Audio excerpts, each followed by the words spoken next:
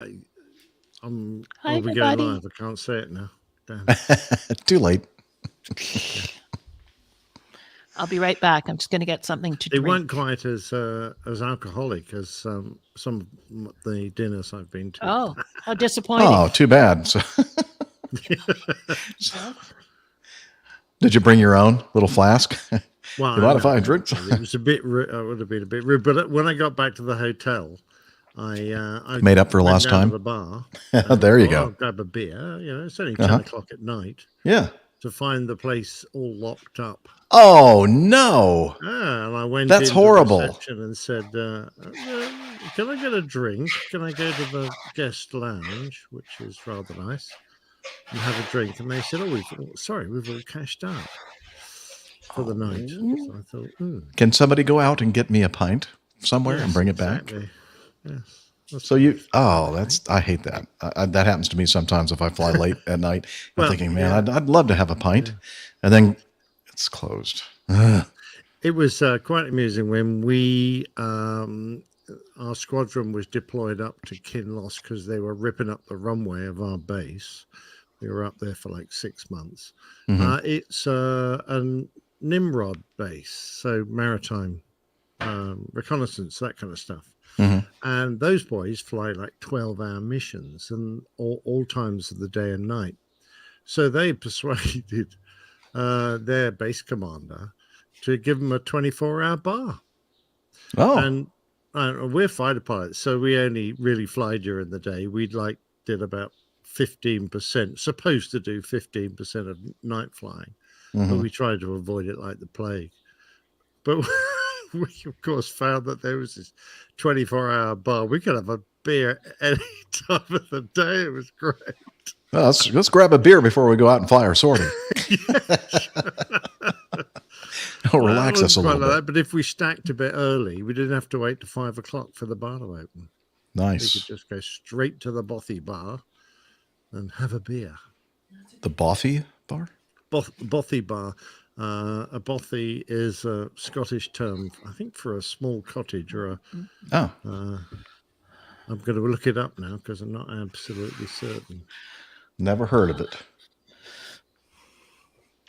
what did you never heard of? A Bothy bar. A bothy? Yeah, and a bothy. A little bothy. Bothy, bothy. Yes. Oh, Bothy. Yeah. Bothy. Well, yeah, they're little stone cottages traditionally built in the Highlands In for Scotland, yeah. shepherds or Yeah. people who are looking after cattle Hmm. would use, and also for people who were trying to walk. Many of them are really ancient. Walk long distances. They would leapfrog from one bothy to another. And why this thing was called the Bothy Bar, I don't know. It was probably just the name it was given, because it was vaguely Scottish. Micah is making a very good point. That is why, if you have friends, Jeff, they leave your beer at the hotel desk. Yes, Yes, a couple of yes, times. Thank that you, is Micah. That's yes. amazing. I can't tell you the reaction that Micah my got first so officers many had. Went, smarty points for doing what? that. Somebody Yeah. left you a box full of beer and crackers and cheese and huh. Yeah, because Yeah, that's everywhere that Because happens. that's the way I am. Well, yeah, except that's it the kind really of only bloke I happens am. in Maine, Yeah, but you don't have to tell Portland. them that. No, no, of course not.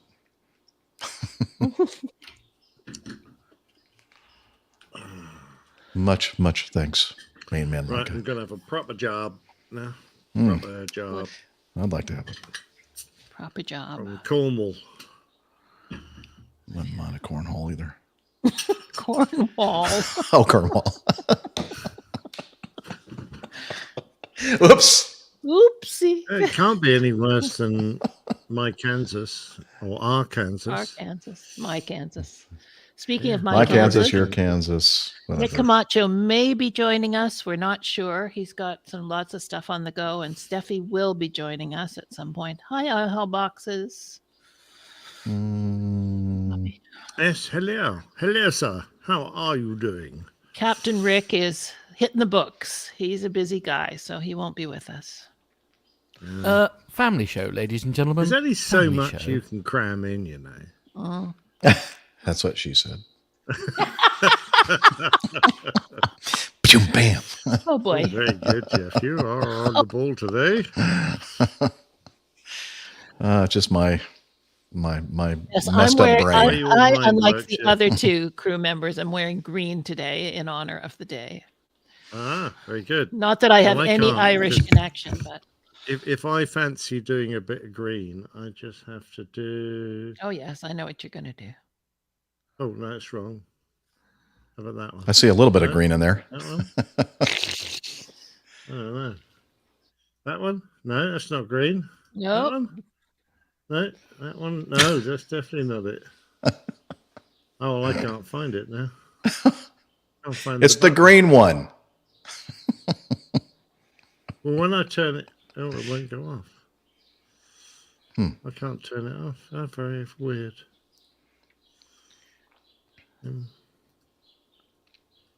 Well, Background. we're thinking that Camacho man, Nixie, might be able to join us today. We're not sure. He's kind of busy, one, and two, he's not sure. There's the green. Look at that. Didn't There's I the just green, say yes. this? Oh, I'm sorry. Yes, I'm just re-emphasizing. Okay, that's fine. Actually, obviously, I was busy doing something, and I wasn't paying close attention to all the wonderful words that you're saying, Liz. They were wonderful. They Yeah, I were know. definitely wonderful. And I do apologize for that. I wasn't paying attention. Didn't I just say that, Jeff? Yes. Yes, you did. Much I'm better now than trying I to could. work out which button I need to press to get my picture back. There we go. There, Found that it. one. That one. There you go. That one. Yep. So I think it's going to be a while before Steph joins us, right? So Yeah. we should probably. Sounds like it. Are the PTUKers still PTUKing? I can't tell you. I don't have them.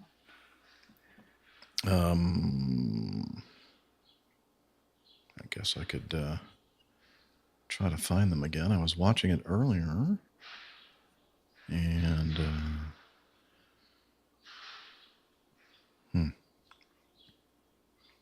I don't know why there are all these scantily clad ladies in my YouTube video previews. Okay. Can you not show us? We might be No, able I to can't. identify some of them for you. Yeah, I see Carlos is speaking, so they're still in the midst The of their midst. of their Yes, thing. this was an error on my part. I forgot they were only 4 hours ahead of us. Well, for I didn't a even couple think about it weeks. either. Well, look, people have 2 ears and 2 eyes. They can watch one show with one set and the other show with the other Yeah, set. put one in one window and one in the other window. Yeah, exactly. Yeah, good point. Good point. Let's see. Okay, I'm going to use the restroom. We'll do some sound checks, and I'll start the recording, and then we can start the show. Okay. All right. So, you kids, carry on, but not too much. Carry on. One of the Carry On movies. Carry On podcasting. Carry on up the Khyber. That was a good one. Exactly. Yeah, that was a good one. Most of those guys are dead now, right? That starred in those movies. Yeah, I'm afraid so. Mhm. Even Babs, the girl Babs. Carry On Camping, Yeah. whose top disappeared. You know, another British comedy that we got here on TV for several years was On the Buses. Do you remember On the Buses? That was such a I hate you. Who was the bloke you hated? big tall was a big tall guy Yeah. and another I guy. hate you, Butler. Yeah, I hate you, Butler. I'm sure that was it. yeah, we got a lot of British comedies, some of which I Well, had no clue It what was was going fairly. on. I mean, I grew up with it, so I wasn't very discriminating. We didn't have a lot of channels, and there wasn't a No, lot. neither to did watch, we. so, yeah, I guess we most needed of the it was in program. black and white. But Morecambe and Wise, they're Yeah. still very good. I mean, Yeah, Morecambe and we're Wise, still yeah. featuring them now. You know. Wow. Yeah. And I remember we had the original Dr. Finley's Casebook. Do you remember that Oh show? my God, yes, I do. I love remember. that show, the original Hi, one. Janet. Yes, Hey. yes. Hi. Oh, hi. And Emergency Ward 10, that was an American one we used to get. Okay. I'm assuming it was American. I'm pretty sure it was. I don't remember that one. Actually, Emergency Ward Jeff and I were 10. talking last night. We were doing some stuff to get ready for the show.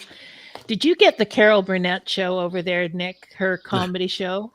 No. Oh, she was funny. so funny. She had some Was that great. what it was called? The Yes, Carol Burnett show? Carol And- Burnett show. Yeah. We were talking about, there were two people in the chat will know what we're talking about. There were two classic comedy skits that she did. One that's a takeoff on Gone with the Wind, and one was a dentist and his patient. It was Harvey Korman and Tim Conway. Just thinking about it makes me want to laugh a lot. It's very funny. That sounds it. You really have to see it. Yeah. Of course, the Brits and their humor Dry. may not really think it's funny. Yeah, I mean, British humor is kind of understated.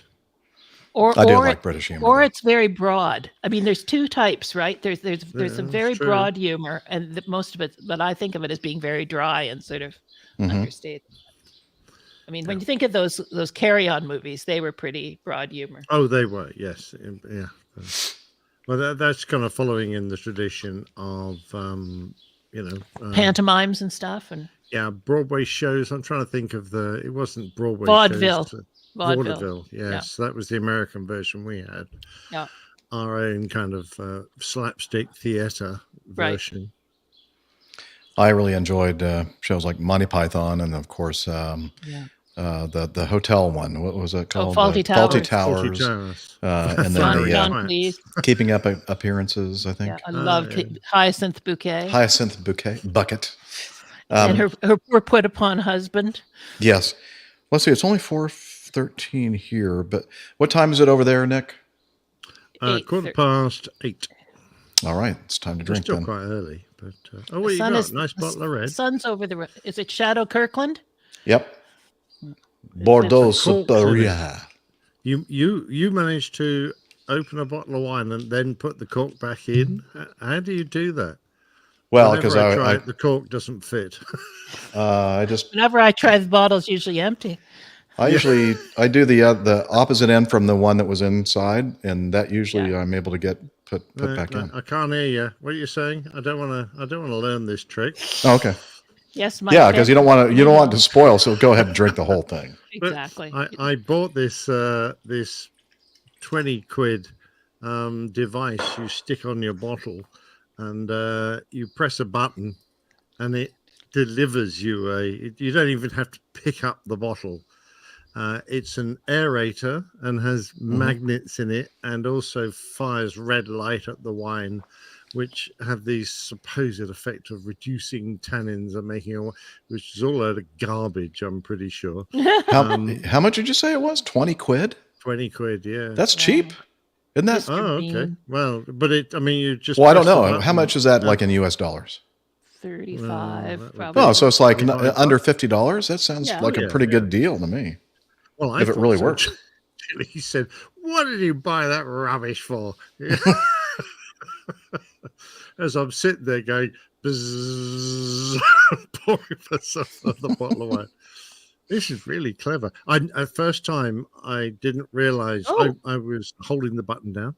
I didn't realize it was press once to start, press again to stop. Mm-hmm. So I'm filling up the glass. And of course, I get it nearly to the top and I release the button. And it's continuing to go. And it doesn't stop. Help! And I'm going, ah! Oh, get something else. I've got to lift the whole thing off the bottle up into the air so that the pipe is no longer sitting in the wine, so it gurgles air. and I've got meniscus on my wine glass, and I'm going, oh my god, trying to sip it before it spills. Yeah. I didn't realize how close the US dollar was to the British pound. 20 quid is only $24.35 US. Oh, I wasn't far off. Yeah, I know. We're paupers now. We're a poor country. You've got to feel sorry for us and send us lots of money, please. You're going to have to start sending us money because of our banking system over here collapsing. Stock markets are going badly. Yeah, and I'm just going to have to ask for more money in the coffee fund to pay for gas. No. Yeah. Well, when it reaches 150, £1.50 a litre, then you can start complaining. Well, I'm not complaining. Yeah, Isle of Wight, I went across there, and the first garage I met, it was like 15 pence a litre more expensive than on the mainland.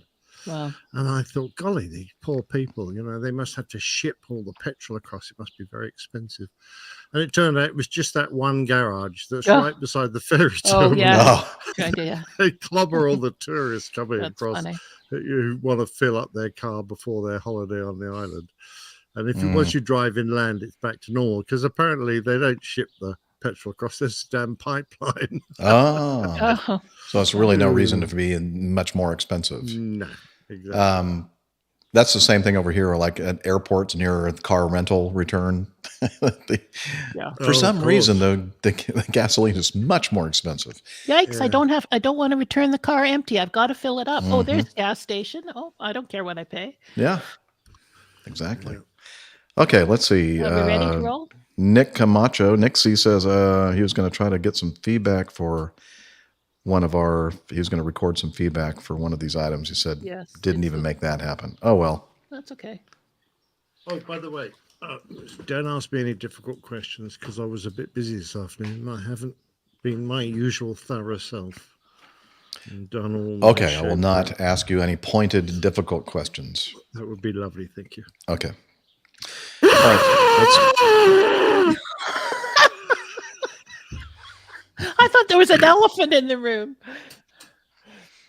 Well, I was just going to say, let's do a sound check, but that's Nick's sound check. Mic off for a second. Thank you. That'd be a really good idea. Oh dear. That's too sorry, funny. folks. Sorry you had to hear that. Little hobo handkerchief there. Let's see. Okay, so levels. I know that you guys have been talking or hearing us talk for a bit. How are the levels?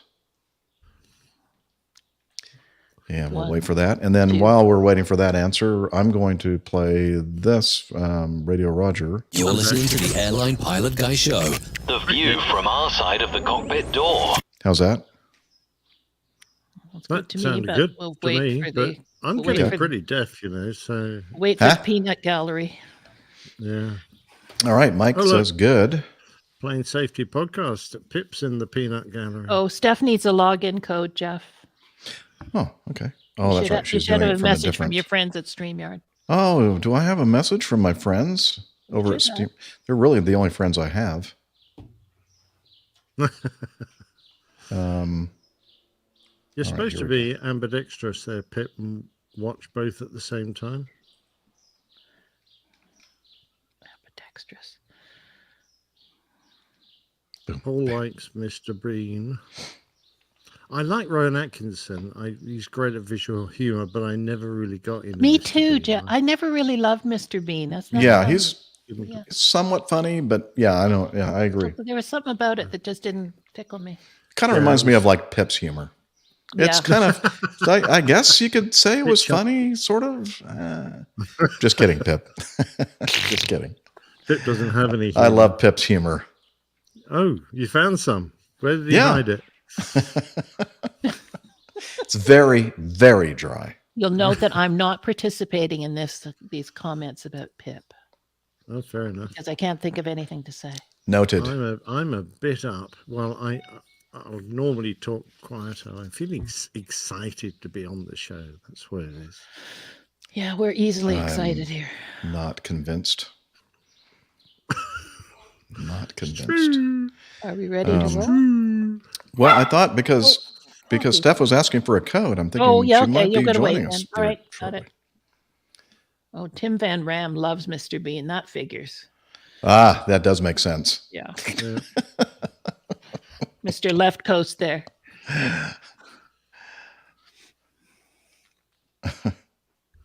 So, Tim, how have you Vino Veritas. faring with all of the rain, all of the atmospheric rivers? Atmosphere. We've got a few atmospheric rivers. They really stink. Are they the sewer system? Yeah. Well, we've discovered our water treatment plants for sewage and stuff. Whenever they get bored, they just open the floodgates and just put it all in the rivers instead. Ooh. Yeah, I know. Isn't that nice? Seems like there should be some rules against that. That doesn't seem Yeah. good. The rules seem to be pretty damn slack. Why do they bother having treatment plant then? Well, that's a good point. They say Hey. it's when they get lots of water, lots of rainfall, when they get flooded out. Doctor. Is there a doctor in the house? She's saying, wait a minute, just a minute. Shh. Hang Oh, on. she's telling me, shh, sorry. She's I just waiting blew it. for Pip to go. There she is. We're good at Hi. keeping secrets, aren't Hi. we? Yeah. Can you hear me okay? Yeah, You're a little quiet to me, but Okay. yeah, I'm you're deaf. kind of quiet. Yeah, I can't get this microphone any closer. That's why. Let me see if I can bump up your volume, bump up the How about volume. that? Oh, good, Tim. better. He said they haven't had so Mike. much rain in forever, but no problems for him. That's good. Can I say something, Steph? Say something. Ah, there she is. God damn it. Our little not even paying leprechaun attention. there. Our little Dr. Leprechaun. Oh, nice. Very good. I'm impressed. And I'm wearing green stuff, but you can see the guys Have don't they, care. Yeah, I've got. Have they polluted probably the can't river tell in my stuff's all Chicago green. and turned Yes, it green? they have. Yes, they have Probably. polluted. Yeah. Yes, it is Yeah. green. I saw a picture. But they didn't have to like do anything extra to pollute it. It's Yet? pretty well already. They just pretend they've stuck something special They in just it, but it's make it green. any Well, they other always day make a it's big just point green. that it's very environmentally friendly, the dye that they put in the river. Mm-hmm. All right. Hmm. That's They why don't call care. it dye. Or it just goes to St. Louis. It's true. But then it keeps on going past that as well. Hmm. Referring to the things that you have over your covering your eyes, nice peepers. Oh, thanks. Not, I don't want you to misunderstand. Jeepers, creepers. Where'd Where'd you get them peepers? Gosh, I'll get out. Where'd you get those eyes? Yeah. Louis All right. Armstrong. Well, Sang a showing her version of that. Poppy. Used to love his Tell voice. Poppy to hush. Stop it. Quiet on the set, Poppy. Knock it off. You talking to me or Poppy? Knock it off, knock it off. Or both? Talking to anyone that should knock it off. Okay. That's how we used to end all our combat fights. Knock it off. Yeah, knock it off. That was the Oh, call. Tim Van Ram. Aren't the folks that died the river related to Steffi? Plumbers? Oh. Oh, my. Oh. Wow. He's St. Patty started early there in the Bay Area. a little tipsy there, huh? Hmm. Okay. Let's see how these are doing.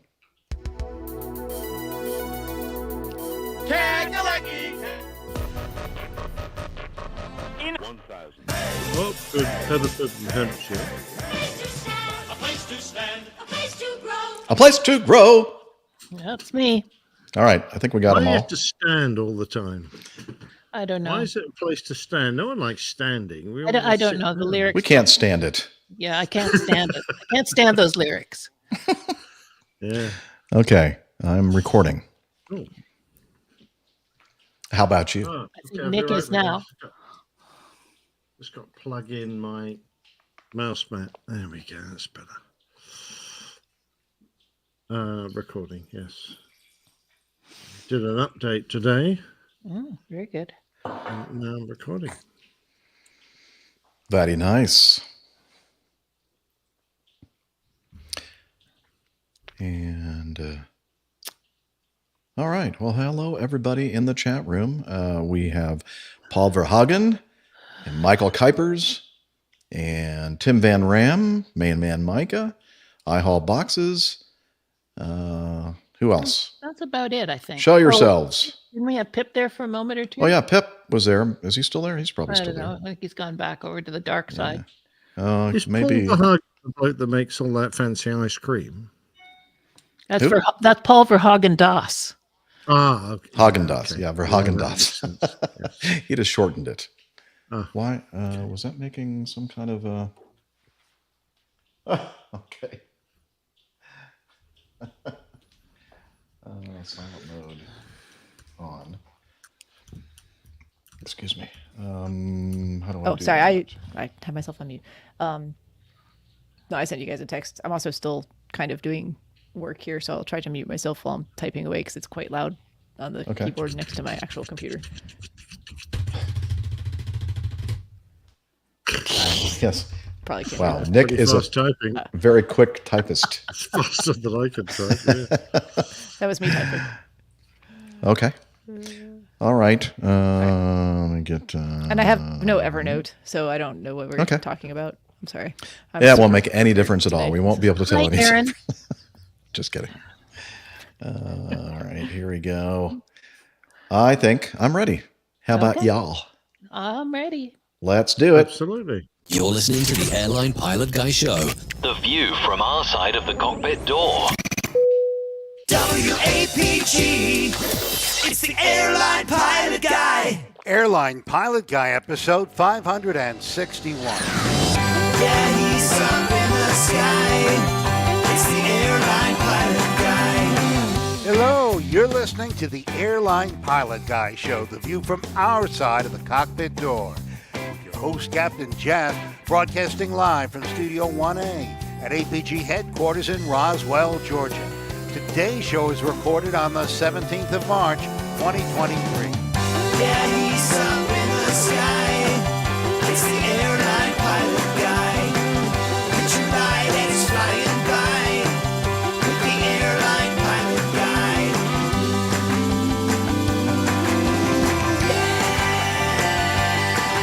In today's episode, 7 people on a Lufthansa flight are flung into the air and sent to the hospital because of clear air turbulence. A Qantas flight from LA is delayed 3 hours because an emergency slide deploys while taxiing. More news, your feedback, and today's plane tale, 1,500 hours. So get all settled in. Tray tables and seat backs in the upright and locked positions. Electronic devices powered on. I'm Radio Roger. Flight 561 is ready for pushback. Thank you, Radio Roger, an award-winning TV and radio reporter, currently at the #1 all-news station in the nation. 1010 wins on 93 FM in New York City. Yes. Welcome to the Airline Pilot Guy Show. It's an aviation podcast covering the latest in aviation news and answering your great feedback. I'm Captain Jeff, a pilot at a major legacy airline based in the United States of America. Also joining us today from her office somewhere in North Carolina, I'm thinking. Oh, wait, North. There we go. We have, where are you? There we are. Doctor, skydiver, marathon runner, strength training junkie, IPA connoisseur, and commercial multi-engine instrument rated backstabbing jumper dumper. It's Dr. Steph. Hey, Captain Jeff. Yes, I am still at work. Still have some work to do, but didn't want to miss the opportunity to join you all this evening and at least discuss a little aviation. So I'll hang out for as long as I can until I get kicked out of here, and we'll go from there. Awesome. And also joining us from across the pond and his studio, In Hartford, Hereford, and Hampshire. professional photographer, former RAF, RAAF fighter pilot, retired Airbus A330, A340 captain for Virgin Atlantic Airways. It's Captain Nick. Hi there, Jeff. Hi, Steph. Hi, Liz. On lily-livered lucky leprechaun day.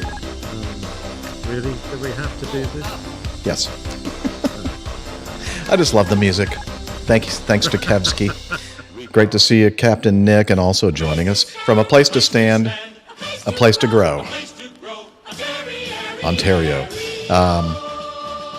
Retired financier, aviation enthusiast, spreadsheet master, and our producer, it's Liz Piper. Top of the day to you all. Oh, thank you so much. That was I'm not even very going to nice. try to There do you an Irish go. accent. You guys. All right. Well, I think maybe we should move on to news.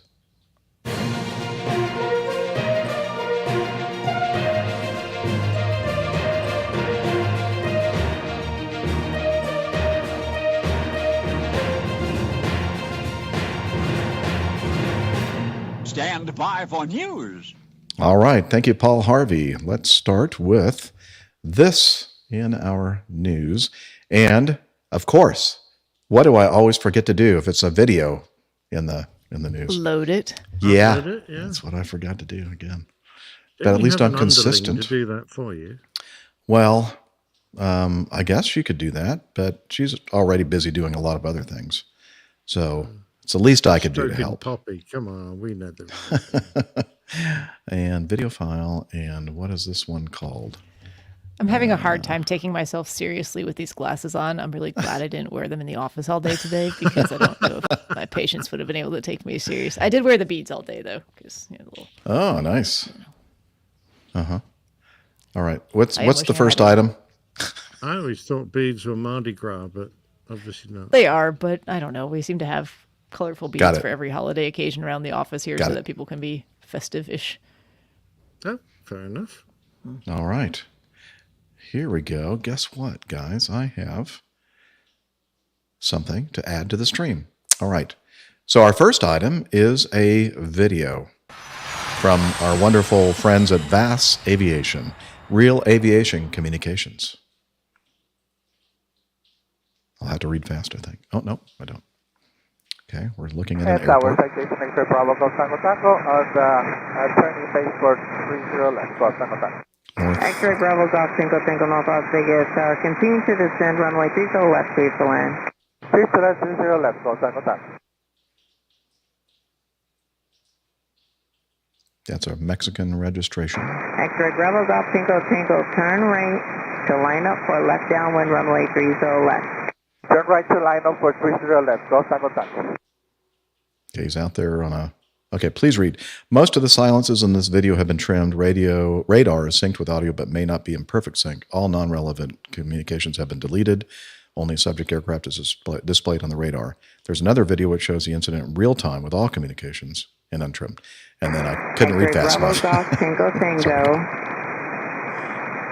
You can begin a left turn now for a base for runway 30 left, clear to land. Turning left for a base for 30 left, Golf Tango Tango. The other thing that you X-ray didn't Bravo read, Golf Tango Tango, you've overshot by quite a bit. You're now like 1 mile east of the tilt. Continue that left turn to line back up for a left downwind for runway 30 left. was the METAR, and it looked like winds were calm and it was clear. If I got through all of it. X-ray Bravo Golf Tango Tango, continue that heading, that present heading 070. Where's this guy going? Correction, 250. X-ray Bravo Golf Tango Tango. Flight Delta heading 250. 250, Golf Tango Tango. Looking at the video, this X-ray Bravo Golf Tango Tango. Begin a left turn now. 45 degrees to line up for left downwind runway 30 left. 45 degrees to the left to line up for 30 left. Golf Tango Tango. it's just flying in circles around this airport north of Like Las over Vegas. the top of it. X-ray Bravo Golf Tango Tango. You're going too far southwest. Continue that left turn. Left turn, Golf Tango Tango. X-ray Bravo Golf Tango Tango. Turn left. This is Delta heading 060. 060, Golf Tango Tango.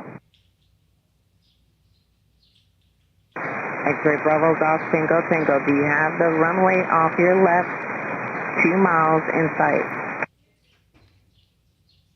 Looking, Golf Tango Tango.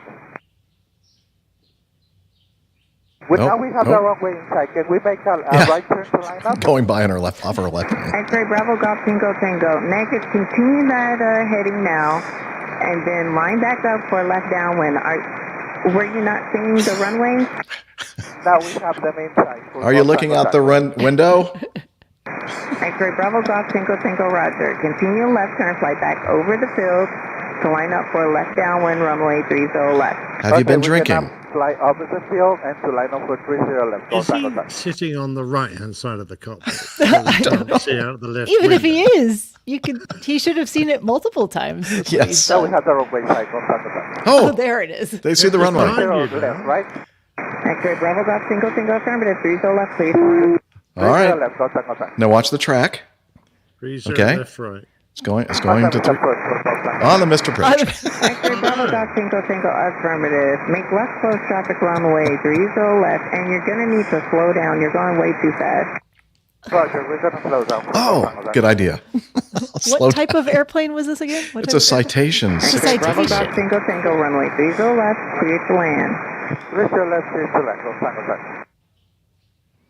We're not making this up, people.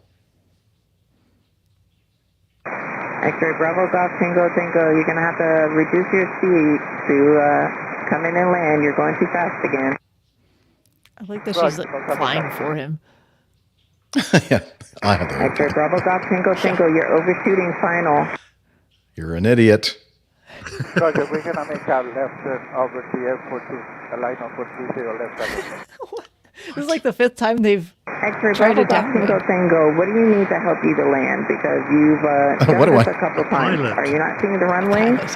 Piloting skills. Now that we have the inside, go Tango Tango.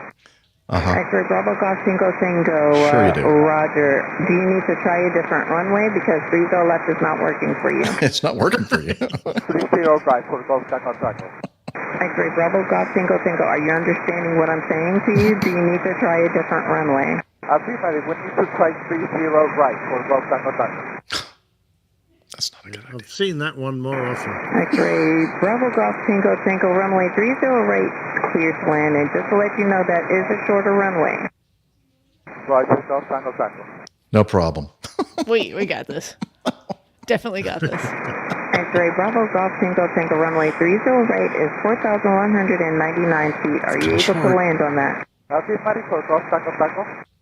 X-ray Bravo Golf Tango Tango, Roger. Begin that left base. Reduce your speed because you're still going really fast. Runway 30 right, clear to land.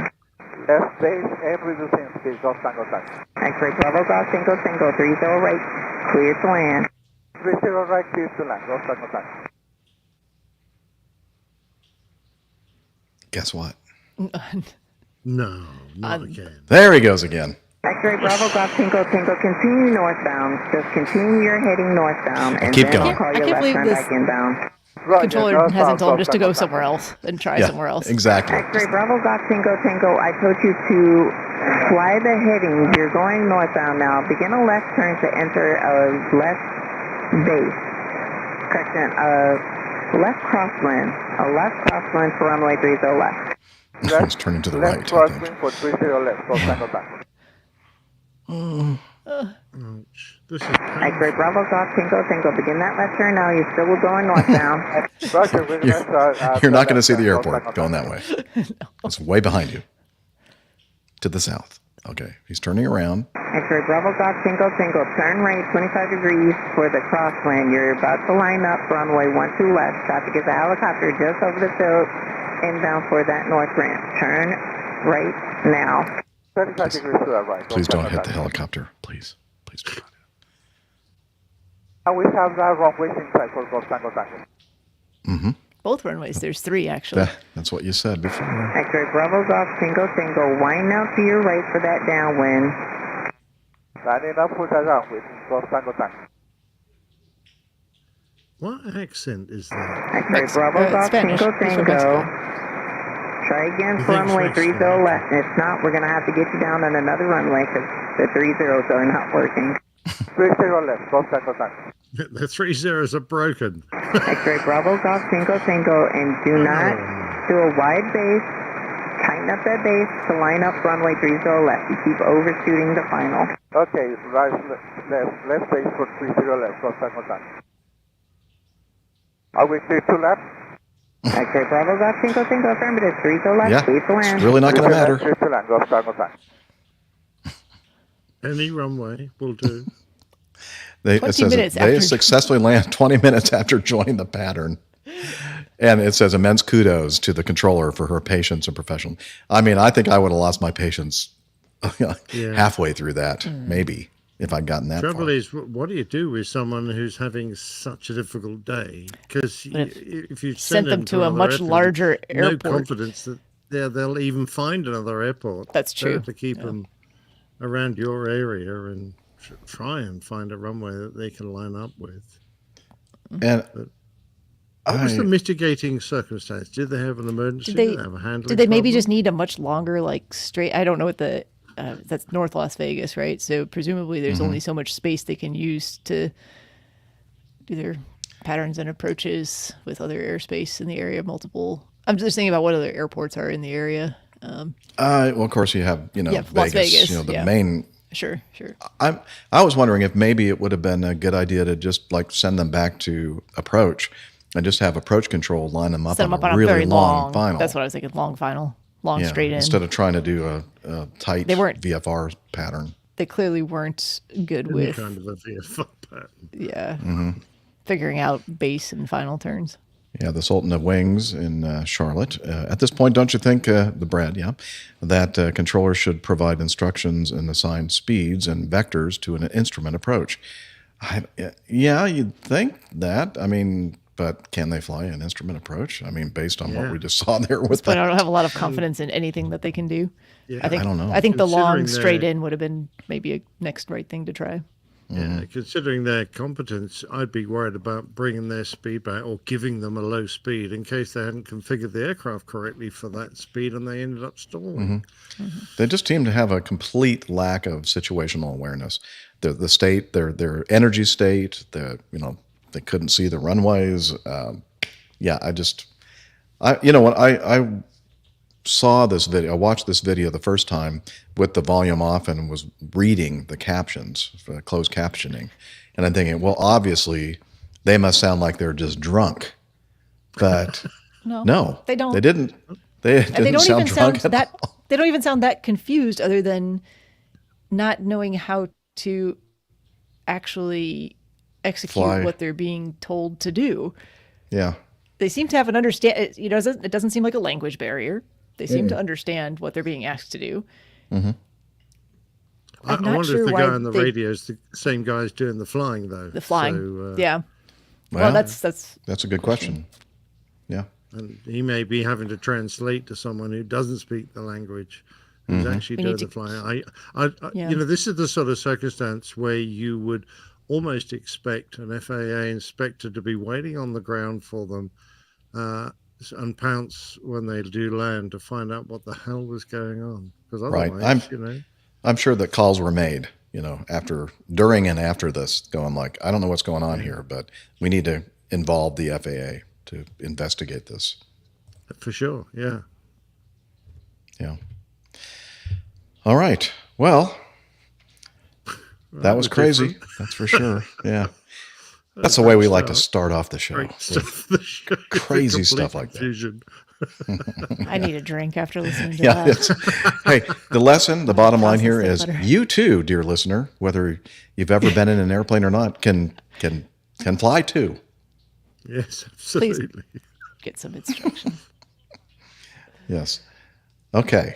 Let's move on to this next one from the WashingtonPost.com. Let's see. Officials acknowledge this year's close calls are a warning sign as the industry comes back from the pandemic and runways are busier. Sounds like a lame excuse to me.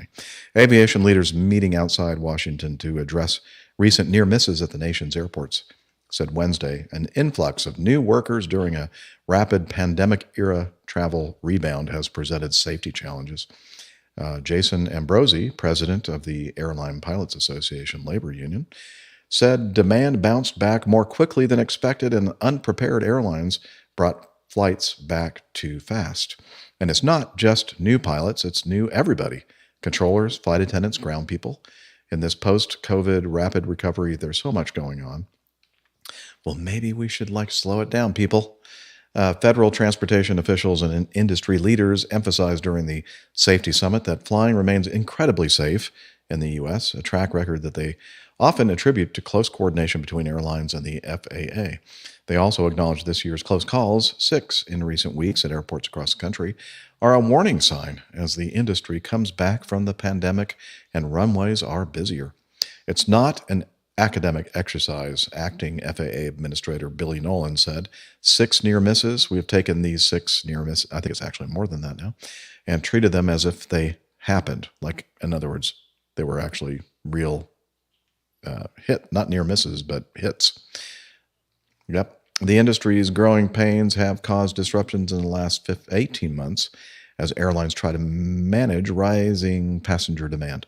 Last year, that largely resulted in canceled flights and delays as carriers juggled their resources. Juggling the resources. Several panels pointed to turnover in the aviation labor force during the pandemic as a potential safety risk, but they stopped short of assigning a cause to any of the recent incidents.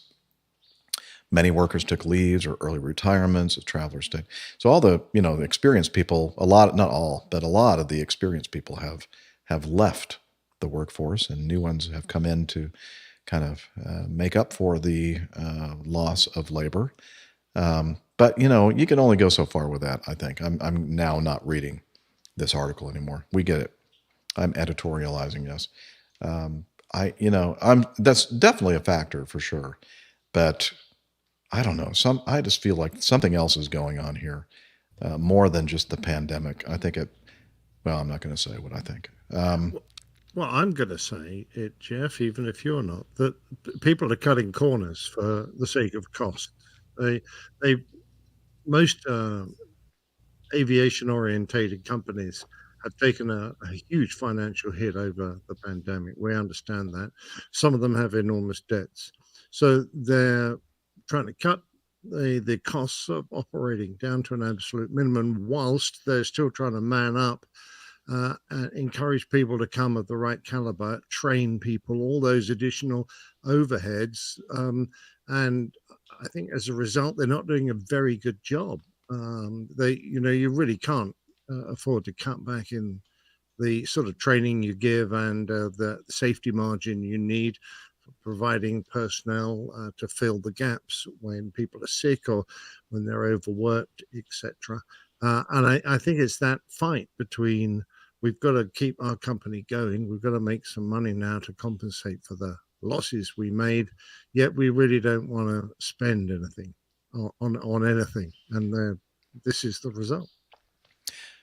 And a lot of these cases, these incidents, have not only involved air crews, but also air traffic controllers. And we've talked about in the last several years now, the fact that the hiring practices have been kind of suspect in a lot of positions in the last, as I said, in the last few years.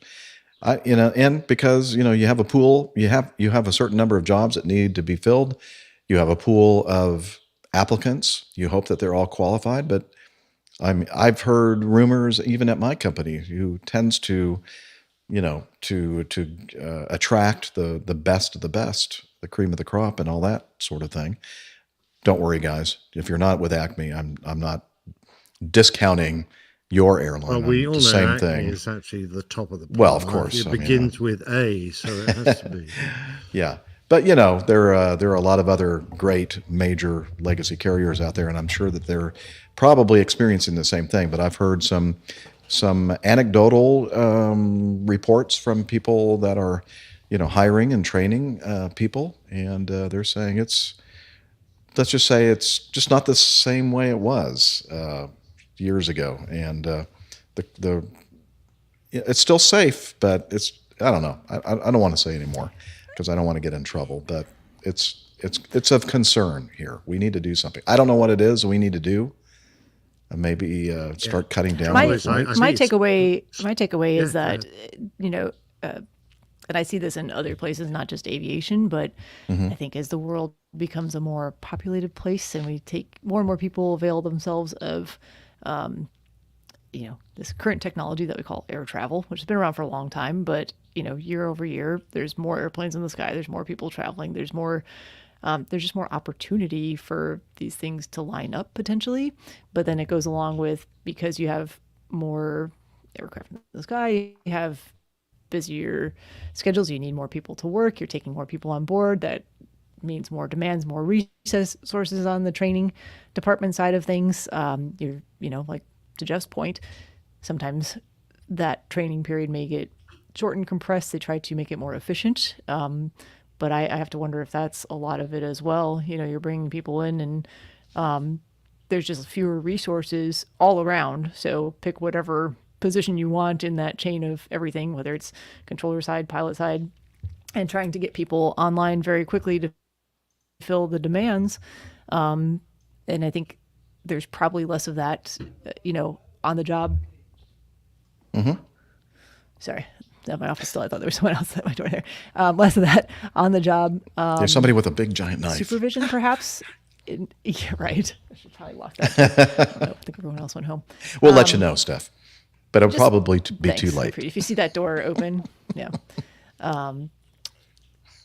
But I think that, if you kind of take all of those things and compound them over time, if you're having less, supervision, less demanding training standards, just to make sure that needs are being met across the board. And not to say that training standards aren't good. I think they are, but I think there will always be people out there who perhaps would benefit from a little bit more guidance, a little bit more time going through that training period. And if you're not doing that, then you're going to get times where those folks line up and you just have more chance for errors to compound. Yeah. Yeah, I think it's multifaceted. I mean, it's trying to squeeze. I'm going to see what's going on outside my door here. A quart into a pint pot, So you're trying to cut down on manpower and keep the costs down there.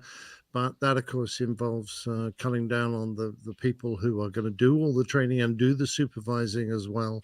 You've got to have experienced people to do that. How do they gain the experience if all the experienced people have wandered off to other jobs or retired? It is, it's going down a plug hole, getting faster and faster and tighter. And we're just seeing one area of results here with these runway incursions and near misses. So, it could be manifested next week in a different style of incident. But I think the whole industry is on a bit of a knife edge right now. I agree. And I don't know what it was like for you in the RAF and the RAAF, but when I was in the U.S. Air Force, when this kind of thing started happening, they just said, okay, we're going to stand down for 24 hours or 48 hours or even longer sometimes. But you just can't do that in the airline industry, the transportation industry, because people have bought tickets. They're expecting to go from A to B and get where they're going. That was the contract that's implied, and you just got to keep going. So you got to figure out a way to make people kind of, a couple steps back and kind of take a wider view of everything and say, okay, let's really start focusing, because I don't know. I'm getting this feeling like something, we talk about it every week. I just have a feeling something is bad is going to happen. And it's got very close to that point several times. And it's only by luck or, last minute good judgment that something drastic hasn't happened. And I pray seriously that we can get over the hump and, perhaps in 6 months or a year, things will have significantly improved. So this is a real low time right now.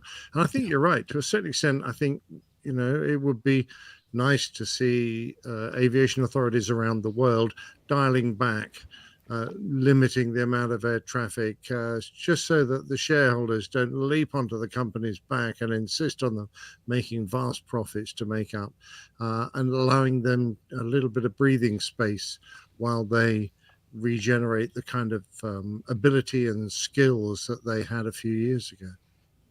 Agreed. Okay. Well, hopefully things will change sooner rather than later. Next item is from Paddle Your Own Canoe. Passengers and crew flung into the air after a Lufthansa flight from Austin hit severe clear air, in quotes, turbulence, sending 7 to the hospital. Okay, Liz, stand by. Let's read the article here. At least 7 people were sent to the hospital on Wednesday evening after a Lufthansa flight from Austin, Texas to Frankfurt, Germany, hit severe clear air turbulence around 90 minutes into the flight as the Airbus A330 was flying at around 37,000 feet over the state of Tennessee. Photos and videos shared on social media showed debris strewn around the cabin, and the aircraft suddenly plummeted without warning. At the point the turbulence struck, the main meal service was still in full swing, and the seatbelt signs were off. Lufthansa flight 469 departed Austin around 5 p.m. on Wednesday, but was forced to make an emergency diversion to Washington Dulles, where emergency first responders were waiting to meet the aircraft. One passenger told NBC4 how a flight attendant was flung towards the ceiling while he was standing in the aisle serving drinks. The force was so strong that the flight attendant was horizontal as he fell from the ceiling towards the floor. Images shared by some passengers showed meals, drinks, and other debris strewn across the floor. Another passenger told the Washington Post that his seatmate had to be taken off the aircraft in a wheelchair and was heavily bleeding from his injuries sustained during the 20 seconds of severe turbulence. The FAA has confirmed it is investigating the incident, but provided no further details about the extent of the injuries of those on board. And there's another article from it's also from Paddle Your Own Canoe, talking about the carnage and they kind of talk about in this article about the fact that the crew on board the airplane were telling everybody, erase do not take pictures, do not send them to anybody, you need to erase them and all that kind of stuff, I guess, citing something about German law generally preventing people to take photos of others in public without their permission, and also taking pictures of people that are in distress and helplessness. But so, Liz, if you'll do me a favor, would you show me a little shot of the path of the Lufthansa flight? Thank you. Okay, so I don't know about you, dear fellow co-hosts, but if you look at the area where they encountered this clear air turbulence, it looks very colorful on the radar return over Tennessee. And they may have been in the clear, but if you've listened to our show, you will understand that if you're above all the convective activity, there's a lot of green, some yellow, and even some red returns, which means significant convective activity, thunderstorm activity that they were flying over the top of. I'm not sure if they were clear of it or not, but even if they were, you just can't assume that it's going to be nice and smooth above the convective activity. You have to assume that you're going to get some turbulence up there. So I don't know that. In fact, I think that might be why Simon in the Aviation Herald, or was it? No, it wasn't Simon. It was whoever does the Paddle Your Own Canoe guy. Yeah, but I mean, in one of these articles, it has some quotes around clear air turbulence, and I understand why, because I don't know. I'm not sure I would classify that as clear air turbulence, even if you were in the clear technically. But if you're above a very, very active, lot of energy convective system, you should know that it's going to be turbulent, or there's a possibility of turbulence. And maybe you should delay your meal service and have the seatbelt line on and have people seated. What do you think, Nick? You fly a lot of long haul, or used to fly a lot of long haul flights. Yeah, absolutely. I flew this type of aircraft for quite a few years. This thing came immediately to mind. If they're going all the way to Frankfurt and they're only an hour and a half into the flight, they're pretty damn heavy, but they're already up at 37,000. Now, when you're heavy and you're at that altitude, you don't have a huge margin between your maximum and minimum speeds. And I'm wondering if that was part of the problem in the turbulence. They lost speed and had to descend rapidly in order to keep the aircraft from getting into aerodynamic difficulties. That was just one thought. So I'm thinking when you're heavy, you're not normally straight up to 37,000. It might have been a very light day. He might have had barely any passengers. I don't know. But I was a bit surprised to see him up at 37 that early. Not to say you can't get up there. It's just that if you're anticipating some turbulence, you really want to have a bit of a margin, stay a bit lower and keep those two parts of your airspeed indicator, the maximum and the minimum that's safe to fly. Give yourself a broader bracket so that you've got more room to maneuver. And yeah, of course, we're in hindsight, would have been much better if he'd deviated right a track rather than left, because left, he put himself into the line of weather. If he'd managed to find a way between those bits of convective activity by going right, he would have been into a much safer and clearer area. So I'm wondering how good his essay was about what the weather was doing ahead, or perhaps even how accurate these maps are. I don't know. Right. But I don't know right. how well it really matches up with what they actually did. If he was, there might be some lag in the returns and the exactly. But paths. either way, you would We expect to can't see take perhaps too much more by to it. maybe he was out in front of all of it this whole time. If there's a lag in the. Might have been.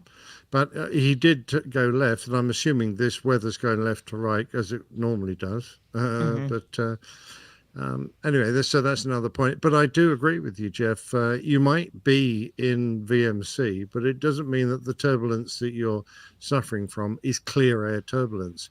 It could very well have been generated by a severe convective activity below you. And people have even been known to go through weather and blame it on clear air turbulence, because it's a lot more understandable. If you take the plunge into some cloud and you hit some really bad turbulence, that's a bit embarrassing. If you say, "Oh, I was in clear air and and it just happened," then you're more likely to get away with it without being questioned too readily. But it would be wrong of me, though, to suggest that these pilots were being disingenuous. That I'm not suggesting that. Right. But I do have I'm going along with you to a certain extent. There's obviously a lot of weather on their route, and to call it all clear air turbulence might not be 100% accurate. We're looking at this profile of the track log, and look at how the speed rapidly decreased, that yellow line when they hit that clear air turbulence. So Absolutely. I think maybe which is why you don't really want to be up as high as you can get. Yeah. Because you might only have a 20-knot margin between your maximum and minimum speeds, and when you suddenly lose the amount of speed they have, that really puts you in a difficult situation. You're going to descend fast whether you want to or not. Yeah. I think you might be on to something there. But anyway, it's a shame that it happened. I don't know. Maybe for me, it's like if I'm flying through an area of severe weather, even if I'm on top of it, I'm kind of reluctant, especially if I have a very long flight ahead of me. I think, let's just stay in our seats. Let's don't start the meal service right away or the beverage service. Let's wait a little bit until we're clear of all this before we start doing that. But that's me. I'm a little conservative. You'd be amazed how rigid almost the service layout is on an airline like Lufthansa or the one I flew for. Things happen automatically almost as soon as the cabin crew release from their seats. They've all got heaps of stuff out already, prepping everything in order to put it on trays. There's a great deal of work goes on in that first hour, and then you're in the middle of the service to call a halt to it all. To go through half an hour of weather is a major problem for the cabin crew, and it takes them a considerable amount of time to get everything safely stowed away again. Of course, the result of not doing that is a nightmare, as you see on this flight. Where did this flight depart from? Austin, Texas. Austin. Yeah. So not terribly far away. Terrible reputation, Austin. Sorry. Not terribly far away from where this line of weather was, and to both your points, a long flight ahead of them, you think he probably would have just delayed that and said, sorry for the inconvenience, but there's some nasty weather ahead. We're going to get clear of it before we start moving a lot of stuff around in the cabin. If you knew that on the ground before you went, you would probably be able to. That did not just pop up out of nowhere. No. Yeah, but that pre-flight planning. You got up to height, everything's in full swing down the back, and it is a real problem to get it all stopped and stowed away, and then bring it all out and recommence. There's a huge amount of inertia in amongst the crew to get this major meal service done. I mean, it's obviously doable to stop it, but it takes a while. This risk may possibly been mitigated or trapped before they even left the ground, as we're kind of suggesting and saying, look, looks like our path is going to take us over some convective activity. We're probably going to be above it, but it could be still kind of turbulent. So let's go ahead and delay our service. I'll call you and let you know when to start the whole, as you said, right. The whole process. The skipper who did that would get a little golden halo right now, because that would have been a great decision. But it's a tough one. And I mean, I've definitely been that passenger in the back where that announcement has been made, and rightfully so. And then you're sitting there for the first 30, 45 minutes of the flight and nothing happens. And you're like, I'm so you could be made to look a complete dork when. But it's the right call. It's never not the correct call. Yeah. It's not the right. It's always the right call. As Captain Nick is probably. If you're a cautious captain, 9 times out of 10, that's what's going to happen. You're going to say, well, let's delay the service, and then nothing happens. Right. And I'll usually come on and say, look, better safe than sorry. I'm kind of surprised that we didn't encounter any turbulence, but I'm glad we didn't. Sorry for the inconvenience. Now we're going to, initiate the beverage and meal service. And you know what? That was 30 to 45 minutes out of someone's day. A year from now, they're barely going to remember that, if at all. You are quite right, but you'd be amazed how angry people get when they want to just get their meal done. Oh, I know. Put their head down and get some sleep. For the 7 hours they've got left. Yeah, and that's that pressure that it's hard to work around, isn't it? Yeah. All right. Of course, all that is just speculation on our part. Perhaps. Oh, absolutely. Truly was clear air turbulence. The reason I know it because I've been put in this situation, but more than once, and you just got to shoulder it. That's carry the big stripes. You make the big decisions. Yep. John Jester, hey John, in our live audience says they should have gotten around it. In the grand scheme, it isn't a big detour to go around through another state. Yeah. Well, hindsight, 2020, right? Oh yeah, we agree, absolutely. John. Yeah. All right. Continuing on, another one from Paddle Your Own Canoe. I don't even have a canoe, so how am I going to paddle my own? Oh, today. I have a canoe. I'm going to have to get one, I guess. Yeah. I have a canoe. Do you? Yep. I'll paddle, but it wouldn't be my own canoe, though, Steph. No. But anyway. I digress. A Qantas flight from Los Angeles delayed by 3 hours after emergency slide accidentally deployed when aircrew jiggles the door handle. Your toilet is running, and you got to go over there and jiggle the handle to reseat that little thing to keep the water from trickling through the flapper valve. Yeah. Well, excuse me, it's choking me up just thinking about it.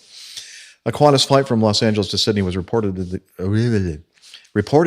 delayed by more than 3 hours after one of the emergency slides of the double-deck Airbus A380 was accidentally deployed as the plane was taxiing for takeoff.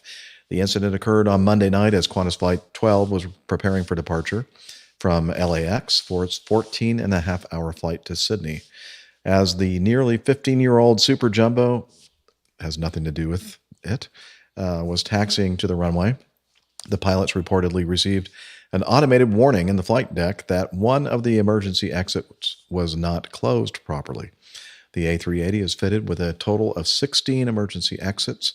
There are 6 exits on the upper deck, which are all equipped with slide rafts, and on the main deck. There are 8 exits fitted with slide rafts and 2 over-wing exits with specially adapted exit slides. As Flight 12 was taxiing to the runway, the pilots received an indication that the emergency exit on the main deck at the back left-hand corner, also known as the M5L door, was not properly locked. One of the aircrew went to physically check the door, and during this examination, eyewitnesses claim that the crew member jiggled the door handle. That small jiggle movement was enough to activate the emergency slide, which had already been armed in preparation for takeoff. The aircraft then had to be towed back to the gate where the passengers were deplaned so that the slide could be removed by Qantas's engineering team. Aircraft manufacturer Airbus estimates that a 3-hour delay incurred as a result of an inadvertent slide deployment could cost Qantas at least $22,000 US. Airbus receives around 30 to 40 reports of inadvertent slide deployments on its aircraft every year, despite attempts to reduce these types of incidents. Unlike rival manufacturing Boeing, emergency exit doors on Airbus jets are fitted with a special slide-armed light and buzzer to warn aircrew that the emergency slide is armed and will be deployed if the door handle is raised. These warning devices are not, however, always successful in preventing an inadvertent slide deployment. And then it goes on to talk about some of these recent deployments of slides, including not only A380s, but also Boeing 777s, et cetera. So I don't know. Nick, you have experience with the Airbus fleet, not the 380, but I'm sure that they're probably very similar to the 330 and 340, the exit door system. Should have the slide deployed if he just jiggled the handle. I mean, it's in quotes. I'm not sure how much he jiggled. Yeah, you know. like define jiggling. Yeah, I mean, I say that all the time when I'm in the stall in the bathroom. Oh, exactly right. And they I was go, gonna I don't know, say- your definition of jiggle is different than mine. That's apparently. some of my old girlfriends would have said the same. Yeah, for a start, it's an up-down handle. Okay, it's on a big lever, and it moves in excess of 2 feet to get it from all the way down to all the way up. So a jiggle is probably not sufficient to open the door, because you've really got to open the door for it to all activate. And of course, if you're going to move the handle at all and you're the slightest bit worried about it, you should safe the door up first. I was jiggle. thinking, yeah, disarm it, right? Exactly. Disarm it, then have a jiggle, and then bang it closed again. And because quite often we've had situations, I have, when a door has suddenly come up amber during the taxi out. By the way, if it happens during flight, the computers ignore it.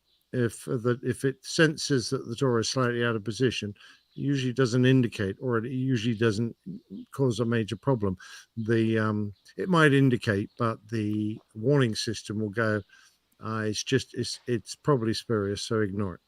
Anyway, yeah, so you've got to move it quite a long way. Safe the door up properly. Don't hit your microphone. And there was one other thing I was going to mention. Oh yeah, don't call a door an emergency exit.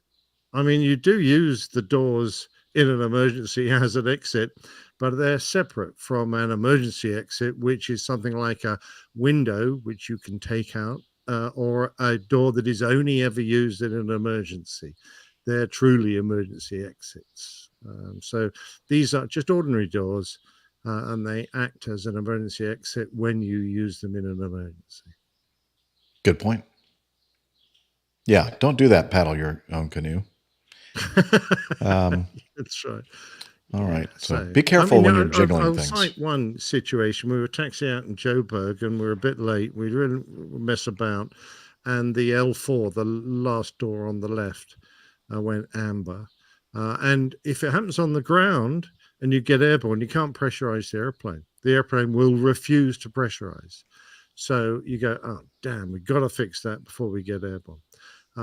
So I sent my first officer down there, and he actually managed to free the door up on the taxi. We weren't going very fast, but it was a bit of metal, a Coke can, or the ring off a Coke can had jammed in the door. He managed to get the door up, cleared it out, closed the door, rearmed it, all on the way go, which was a brilliant job. But in hindsight, I should probably have stopped in case he fell out.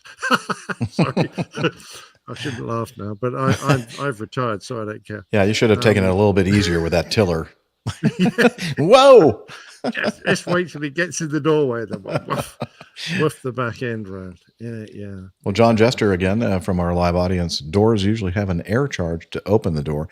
It might not take the full movement to set that off. Well, John, we practice door opening with the assist bottle, as it's correctly called, every year when we do SCP training. So you know where it is. Big rigs with all these doors on them, and you have to practice opening the door normally and opening it in an emergency. So we are usually very familiar, even the pilots who don't do it nearly as often as the cabin crew, with the level of movement and how the door assist works and what point it activates and all that kind of stuff, which is why I'm a bit suspicious that a wee jiggle would have been sufficient to set it off. I think it might have been a little more than that. All right, folks. But yes, you're quite right. When you lift the handle up beyond a certain point and the door unlocks, the power assist will take over and throw the door open.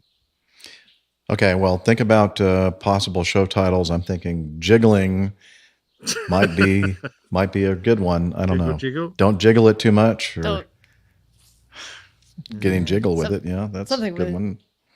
Getting jiggling with it. Getting jiggly with it. Yeah. Okay. Let's continue on, shall we? With this next item from the Paddle Your Own Canoe. $32 million heist leaves 2 dead. What'd you say, Liz? I do. $32 million heist leaves 2 dead in gunfight between raiders and security personnel at Santiago de Chile. Chile. Help me. Help me. Thank you. Santiago de Chile. Oh, ooh, that sounds nice. All right. Let's see what the big deal is here. I mean, was it a big deal? Come on. Oh. Lord. I can't believe that guy's just calmly taking video of this. Yeah, she's taking a video. I was going to say the same thing. Like, I'd be like turning around and just speeding off in the other direction. Yeah. Or at least like duck down in the floor. Oh, it's a lady. This lady's calmly taking video. There's gunfire going off, and they're not that far away from this airplane. No, you can see it. Like, I know. Wow. Amazing. That's incredible. It is. would have been better if she turned the phone for landscape instead of portrait mode. Next time That's when true. you're photographing an armed robbery, can you? A little disappointed by that. Yeah. A heavily armed group of robbers managed to penetrate the perimeter of Arturo Marino Benitez International Airport, but were intercepted by armed guards, resulting in a heavy exchange of gunfire on the airport tarmac close to the terminal building. The target of the robbers was an aircraft operated by the South American carrier LATAM. Didn't Miami Rick work for LATAM? At one point in the past, yes, he did. He might have Air done, cargo, yes. yeah, which had just arrived in Santiago after an overnight flight from Miami, Florida. Oh, well, I never. Miami Rick. Perhaps he on was board. their technical advisor. Which side do you think he was on? I don't know, but I'm wondering if he was down there for this. On board the aircraft was a shipment of around $32 million in cash, which was being moved to an armored truck operated by Brinks. Videos taken by airport workers and shared on social media showed an intense gun battle. We just heard that, breaking out between the robbers and security personnel. Local officials have confirmed the death of one security guard. Just one. Hearing all that gunfire, I'm thinking, sounds like about 50 people. So they're not very good it. shots. Apparently not. They're about as good as a Star Wars stormtrooper, I reckon. Yeah. I mean, very tragic. Liz is saying that the pilot that was trying to land the airplane in North Las Vegas, maybe that's the same family or something. I don't know. Could be. Let's see. The actions of our officials at our institution managed to prevent this criminal act. Managed to prevent? I guess Well, they didn't get away with the money. away. Oh, okay, good. But the high cost of the life of one of our own. That's sad. Let's see.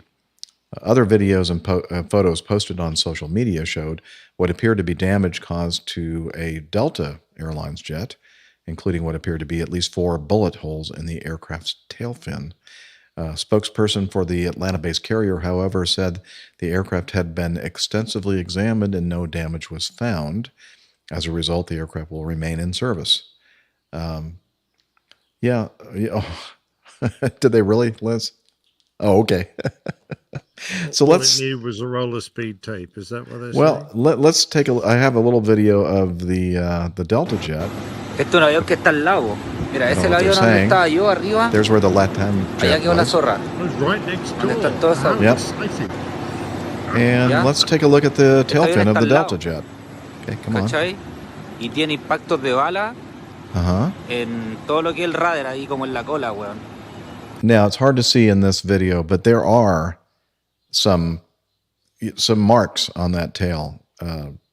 So anyway, Interesting. maybe they were just, like, what do they call that? Surface, no, it's just a flesh wound. That's it. Just a flesh wound. And it's not a pressurized part of the aircraft, No. the fin, so you're not worried about that. Yep. Wow. Well, say that again, Liz. Speaking of gunfire in airplanes, let's move on to this last item in our news from the Aviation Herald. Trigana B737-500 registration Papa Kilo Yankee Sierra Charlie performing flight 221 from Jayapura to Yahukima, both in Indonesia, with 66 people on board, was on approach to Yahukimo when 4 gunshots were heard. The aircraft landed without further incident. The aircraft turned around and performed the return flight 222 to Jayapura. When during takeoff 5 gunshots were heard, the aircraft continued to Jayapura for a safe landing on runway 30. Indonesia's police reported 4 gunshots were heard when the airplane landed, arriving from Jayapura. 5 more gunshots were heard when the aircraft departed. At least they're consistent. No, 4 and 5. Okay, that's not consistent.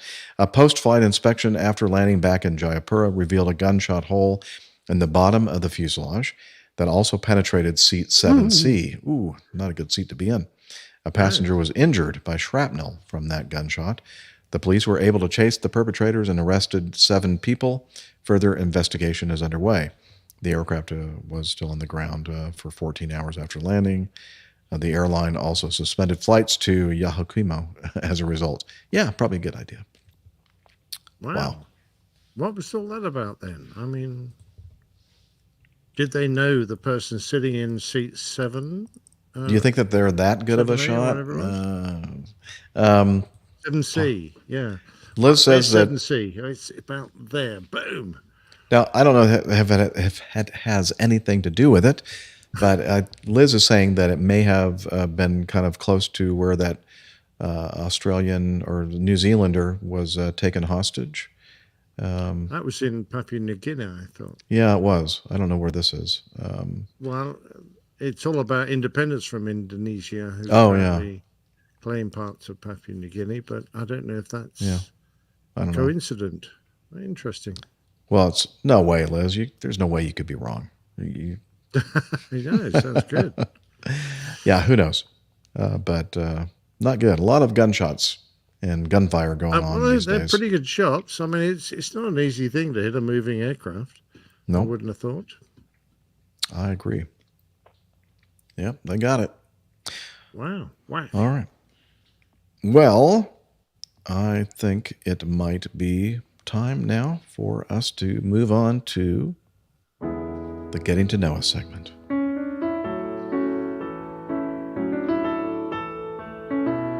How are those glasses, Steph? They get the paint, yeah? I was thinking about taking them off because they're starting to. Actually, they're not. Yeah, go ahead. You can take them off. They're not terribly uncomfortable though. They're just like really cheap light frames with. This is like felt, so they're not bad. They're very attractive, though, I have to say. I look super ridiculous in them, especially with this not so great camera. I don't know. I think it makes you look better. Angle, but yeah. Well done. What happened to my changes in this getting to know us note that are not there? That's interesting. Oh well. Maybe I just need to restart Evernote, but it doesn't matter. I can remember what I was going to say, I think. I did add some couple photos in the slides, right, Liz? Okay, good. No, I thought we could maybe start with ladies first, if she's available to do that. Yes, I am, and then I unfortunately might have to leave kind of early because. Oh darn! Turn the alarm on at some point. Oh, go ahead. I was going to say maybe we can quickly get through getting to know us, and then go to that piece of feedback, Liz. That, yeah, we could do. That has the Is there something for me? the drama, the acting that we're going to do. Yeah, it'd be kind of fun for Steph to be here for that. Yeah. Okay. Okay, I can hang out for that probably, but yeah. Okay. At some point I gotta all right. Well, lock up this building. Drama. What have I missed out on? Well, just what number is that, Liz? Yeah, I don't so know. Captain Nick can start looking. I feel like they've. I don't even have access to it, so I'm just going to be surprised. Oh, that's right. She's not going to be able to do it. I mean, someone can text me a quick synopsis of what it is that we're. Well, Liz is thinking that we can save it for the next one. Yeah, we can. We'll have fun. Or you know what? I can actually copy it and send it to you via text. Yeah, just send it to me, and then I'll stick for that, and then I'll. Okay. Yeah. But so Steph, have you? What have you been up to since the last episode? Not a ton actually. Mostly just work. I personally did not do any flying last week. Work. And man, it's been busy. I'm usually not at work this late on a Friday, so that tells you something. You probably did notice I was trying to quickly finish up some documentation and stuff, so I think I'm all finished. I got actually a few more things I want to just quickly look at. Dictating to some kind of a device, recording device there. Yeah. Dictaphone, I guess, huh? Dictaphone. Yeah, I don't know. That always sounds very rude when people. It does. It really does. Dictaphone. or 242 something or other. 242. That's a lot. It's a lot. Sorry, there's anyone who's listening to this. There's a lot of inside jokes happening right now. A lot of inside jokes. That you're not in on it. But no, no flying for me personally. I did Saturday last weekend. Finally got to see Come From Away. I had not seen that. I know. I think Liz is a fan. Yeah, what'd you think of the show? It was really good. I enjoyed it. I think we were supposed to see it back in 2020, and then it got the original run that we were supposed to see here in Charlotte either got canceled or postponed or delayed, and it finally came back through town, and they honored the tickets from before, I think. And yeah, it was good. It was different than I expected it to be for something that's a musical, I guess. I was very impressed though with the it's kind of a minimal cast and minimal set changes. And all of the cast played multiple characters without a lot of like costume change happening, but they were so good at changing their accents. You were never confused as to which character they were supposed to be playing, which was very impressive to me because it takes a lot of skill, and it was very well done. I really enjoyed it, and funnier than I expected it to be. There were a lot of humor points in it. Okay. So, yeah, I would highly recommend. It was a good show. It runs straight through without an intermission though, so I had to plan my beverage and physiologic break appropriately before going into the theater, so I wouldn't have to get up. Normally I count on that, like midpoint, go out, refresh your beverage, and what else did I do? That's about, I mean, honestly, that's it. Not a lot. I did go to Had brunch with the family on Sunday. Went to a nice new place on the lake here, which would be a much better place to go to on a day when it is not gray and rainy, because the views would be very nice. As it was kind of a cold, wet, rainy, gray day, kind of like today. So have to go back there. The food was very good, though. And this is on Lake Wiley? It is on Lake Wiley, correct. Cool. But much farther north. Further north? Yeah. North Carolina. Oh, okay. Yeah. Cool. It's a big lake. Yeah. Yeah. And what else? I'm just trying to think if there was anything else interesting that happened in my life. I don't know. Made some purchases on Amazon. I got a new rug for the basement, area rug. Exciting adult things. Not adult. Yeah. So how are the running shoes? Adulting things. How are the running shoes? are good. Because we heard about that on the last episode. Oh, that's right. That's right. The running shoes are good. Have you tried those out? I've tried them out, but only on the treadmill so far. Oh, okay. I have not taken them out on the road, but they're very nice. I've run a lot of miles in them on the treadmill so far.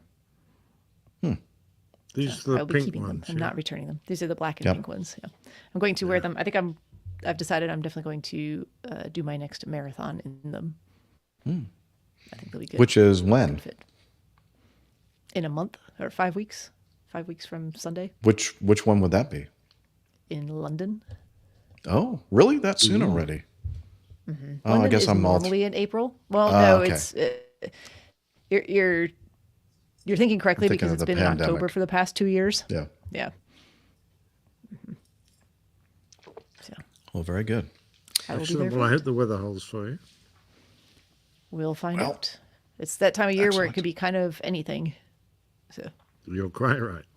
I was thinking back to I was talking to someone else about it earlier this week, and the year that I ran Boston in the rain, London was held 6 days later, and a lot of people ran both of those races, so they went from like a 40-degree Fahrenheit rainy day, really just miserable, and it was like the warmest marathon on record for London 6 days later, like 80 degrees Fahrenheit. So those people were just all over. Yeah. All right, Steph, thanks. Captain Nick, I tell you what, I think I have less to talk about than Captain Nick does, so I'll go next. Sure. Let's see, since the last episode, we recorded that, and then I ended up, I think I flew a 2-day trip, and then after I came home from that, actually I didn't come home. I stayed at the airport and ended up driving down to Mobile, Alabama, which is where I went to high school, class of 77, but there was a reunion for class of 75, 76, 77, 78, and 79, I think, or maybe not that many, but like 4 or 5 years of graduating classes. I was reunited with a couple of my fellow trumpet playing friends. There we go. There is a shot of us in a Panera Bread company pretending as if we were playing our trumpets. That's your famous glass trumpets, yeah? Yeah. Oh, That's Billy in the middle there, and Stan on the right, and of course me.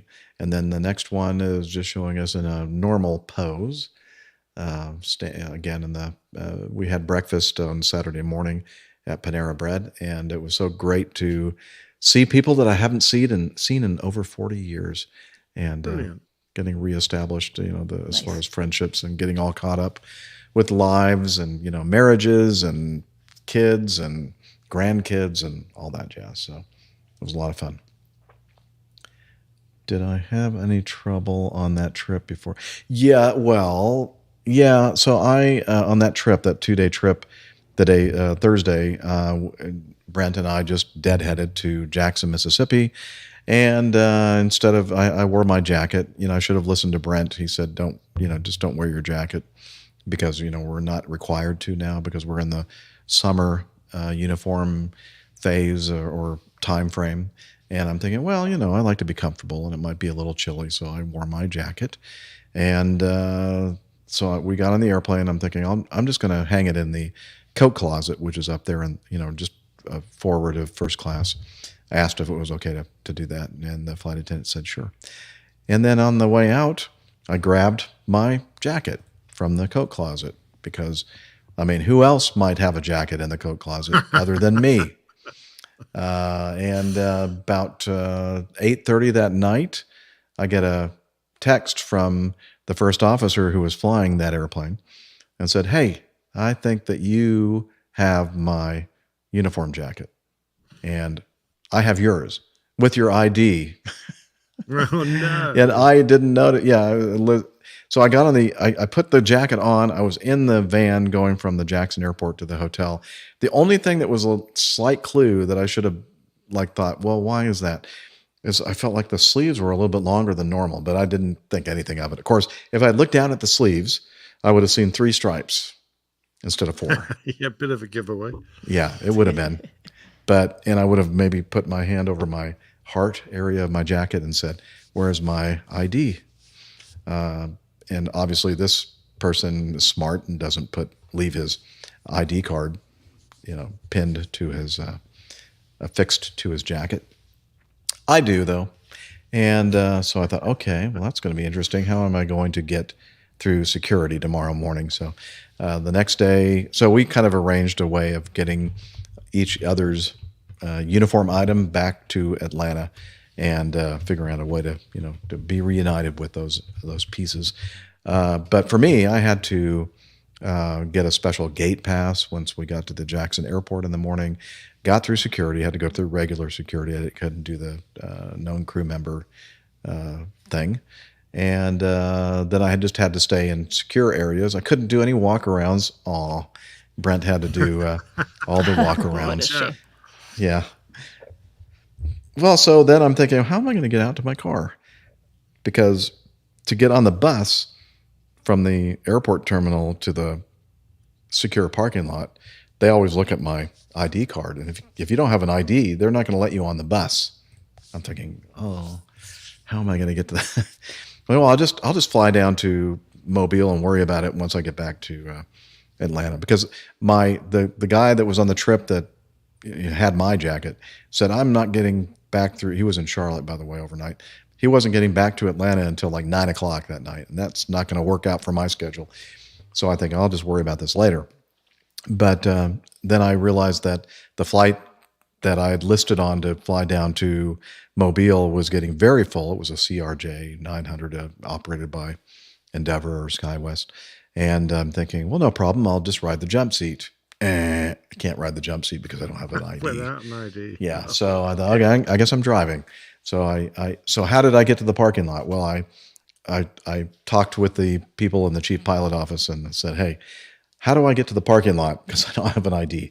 And they said, well, we're going to have to take you there. So I got in one of the chief pilot office vehicles and we drove all the way to the employee parking lot. And it was kind of a hassle getting into the parking lot. They had to take my driver's license and hold on to it until I exited the parking lot. And anyway, we got it all sorted out. And then on my way to Mobile. And then I didn't worry about it until I flew I picked up a overnight night before last. And I got there just barely in time to get through security without my ID with a gate pass and got there before all the people in the chief pilot office were going home at 5 o'clock. And they escorted me down to the lounge and I found my jacket with my ID card and I'm thinking, reunited. Yeah, I'm not going to do that again. I'm going to pay closer attention. How many years since you did that last time? Well, that was the first time in 34 plus years. So another 34 years. And then now I only have less than that. Well, if you can manage to do it a few more times between now and retirement, then that'll really be a feat. Well, no, I'm not doing it again. It's obviously an indication of your mental decline, but obviously, you're actually, that's probably true. That's probably true. Anyway, so I'm thinking maybe I am too old to do this. I need just retire, just get it over with. Anyway, so that was my little story. Thank you for reminding me of that, Liz, all the pain that I had to go through. That's it for me. So, Captain Nick, you've been busy. Oh, yes, sir, I have. I've been across to the Isle of Wiget, which is a bit Never of a heard joke. of that. There was a spoof cop show, but actually an advertisement on our TV, and this American cop kept calling it the Isle of Wiget, the Isle of Wight, to give a talk, and it was great fun. The kind organization, the Royal Aeronautical Society, produced this flyer, and I was giving what is now my good starting talk, Chasing Bears and a Phantom, to them. They were a really nice bunch, and they paid for some excellent accommodations. So they put me up in Albert Cottage, which is a hotel. Now, Queen Victoria and Albert, Prince Albert, in the mid 1850s, 40s and 50s, they both loved their estate they had on the Isle of Wight, at a place called Osborne Estate, and they had a beautiful accommodation there. But Albert built two cottages on the edge of the estate to house their guests, and also for them to use if they wanted a bit of a break from the formality of the palace. And this was one of the cottages, called Albert House, and it's this fantastic. It's quite a little hotel. It's only got 10 rooms. It's a boutique place, but very pretty. This was the sort of hotel guest lounge with this fantastic model yacht in it. I was quite intrigued by that. Where's the bottle it's supposed to be in? A very large bottle, I think. Yeah, well, that's the house. The house is the Okay. large bottle. Yeah, Okay. exactly right. They brought up their Beautiful. kids on this estate, and they used to, go and play housey, I guess, in this. And the two cottages quite some distance apart. So he built a flagstone corridor, this huge long stone corridor between the two, so that the Queen could go and visit her guests in either cottage without getting wet when she walked between the two. Anyway, it was a lovely spot, and I really enjoyed it. It was very generous of them to do that. The bed was all very period. The only problem I have with beds with footboards is that I'm generally longer than the bed. Mm. So my feet hang over the end of the mattress, which is something you can't do when you've got a footboard. So there you go. It wasn't a California king, I guess. No, it wasn't. No, definitely not. It was probably perfect for Queen Victoria, who was notoriously short. But there you go.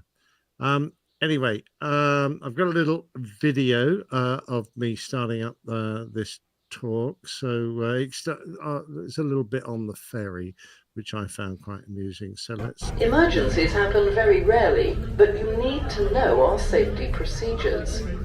If there is an emergency, you will hear 7 or more short blasts, followed by 1 long blast. Blast! Jeff! It's Nick here, and I'm here with the Royal Aeronautical Society on the Isle of Wight with their chairman, who is called Ian, and I'm about to give a talk, Ian. So, indeed you are. Absolutely. Pleasure to meet you. Thank you. Very much indeed for inviting me. Very kind of you to come, and we're looking forward to it. I hope we have some reasonable comments, particularly from people like this horrible... Oh, gone the wrong way. You can tell I haven't had this very long. Look, there's Richard. Say a word, Richard. Oh, I don't know what to say. But I managed to get you down here, which is brilliant. You did. You did indeed. I think they're in for a real treat tonight. Brilliant. I hope so. I hope it works well. All right, brilliant. Let me see if I can get... Oh, there's Richard's lovely wife. Yes, I'm assuming. That's right. Right. Ian, I'm looking forward to having a beer with you later. Me too. And let's get on with the show. Brilliant. Thank you very much. Back to you in the studio, Jeff. That's what you think. Yes. Well, Ian actually is an ex-Air Force pilot. He graduate of the Empire Test Pilot School, so he's a TP, a test pilot. Very nice chap, Ian Young.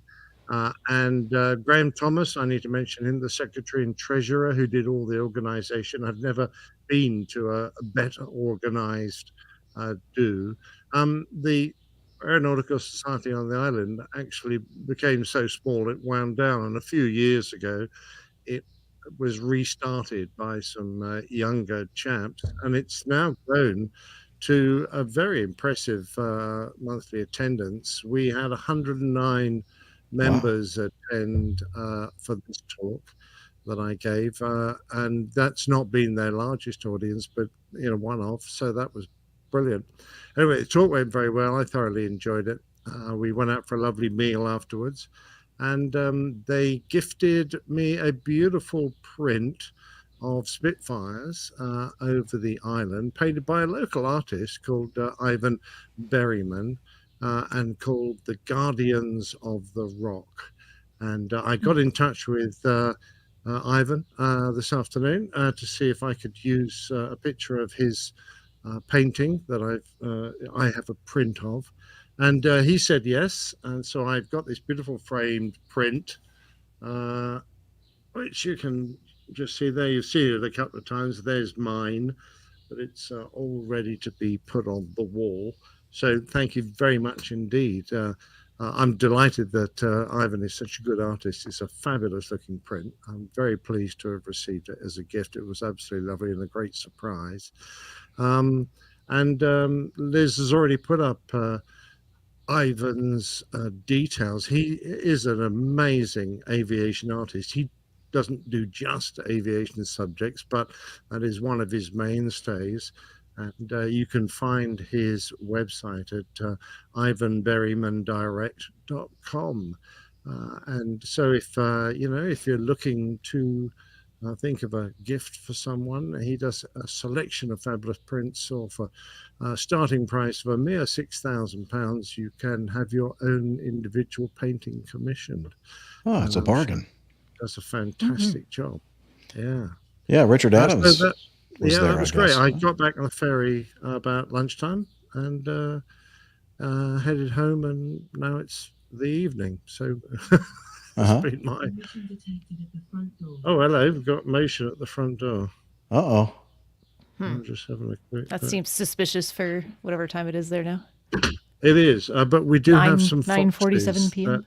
that are very keen to come and wander through our front garden. I don't know quite why. That would be that little alert would go off all the time at my house. Deer, deer, deer. Yes, I deer, I know. Deer. Poor you. Oh dear. Oh dear. Oh dear. So it looks like Richard Adams in our live audience saw you there. So it's great to meet you, Nick. Happen very rarely, but you need sorry, to know our safety procedures. Let's watch the video again, shall we? You will hear 7 or more short blasts, followed by Let's see. Probably just. There we go. I just let my iPad. It dropped over onto my keyboard and set it off.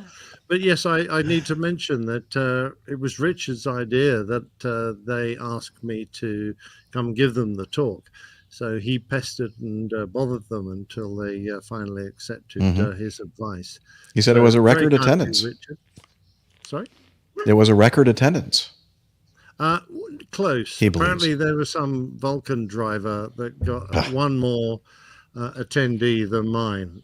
He made 110, Graham informed me. So I didn't quite make a record attendance, but close. Darn I'm close. not claiming the record, but they've already asked me back if I would be willing to go back next year and do another one. And they were so kind because they invited Jilly over as well. They were going to have us both over, but sadly Jilly couldn't make it. Yeah.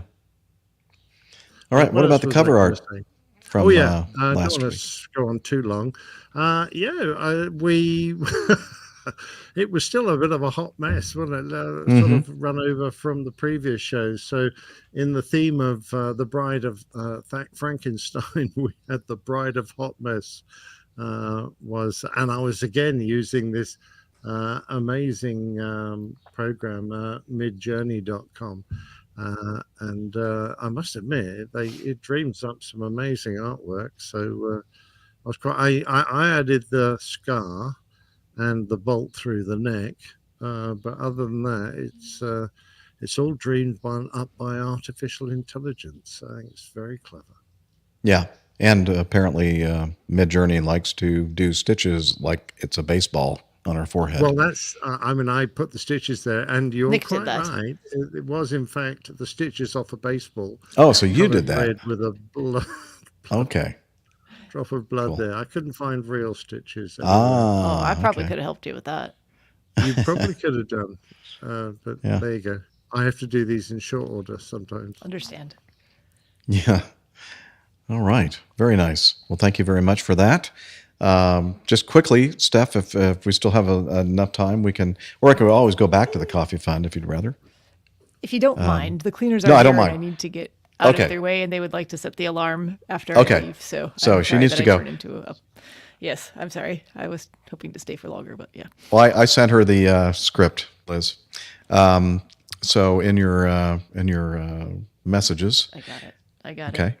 I still really have no idea what this is actually about, but I'll be surprised at the rest of it. Really, nobody does. Okay. But it's going to be. I just So thought my it'd be fun to apologies do. to everyone watching live for us going out of order and jumping ahead to feedback here. So I can do this one. So. All right. So from Andrew, this is some feedback from Andrew. And he said, in the spirit of having AI run the show, I had Bing Chat, which is run by ChatGPT, write you an episode. The story doesn't make much sense. Of course, they don't normally anyway. I think it has 2 different flights, but it's still hilarious to read. So, yeah, it's interesting to see how this thing created this drama, this theater for our show, and how it thought things would go when we do our show.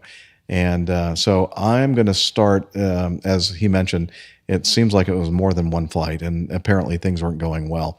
And we're going to just start up from the point, Nick, at which, I don't know, it was about halfway down, maybe a little bit more, where so as Captain Jeff continued, apparently we had a problem with the airplane, the 717, with hydraulics and with an engine that ended up having to be shut down because of an oil leak or something. And so now we're in that phase of the flight where we're coming in for landing from our emergency. And so I'm going to be Captain Jeff. Liz, do you want to join us in the video, and you can be Dana? Okay. So she's going to...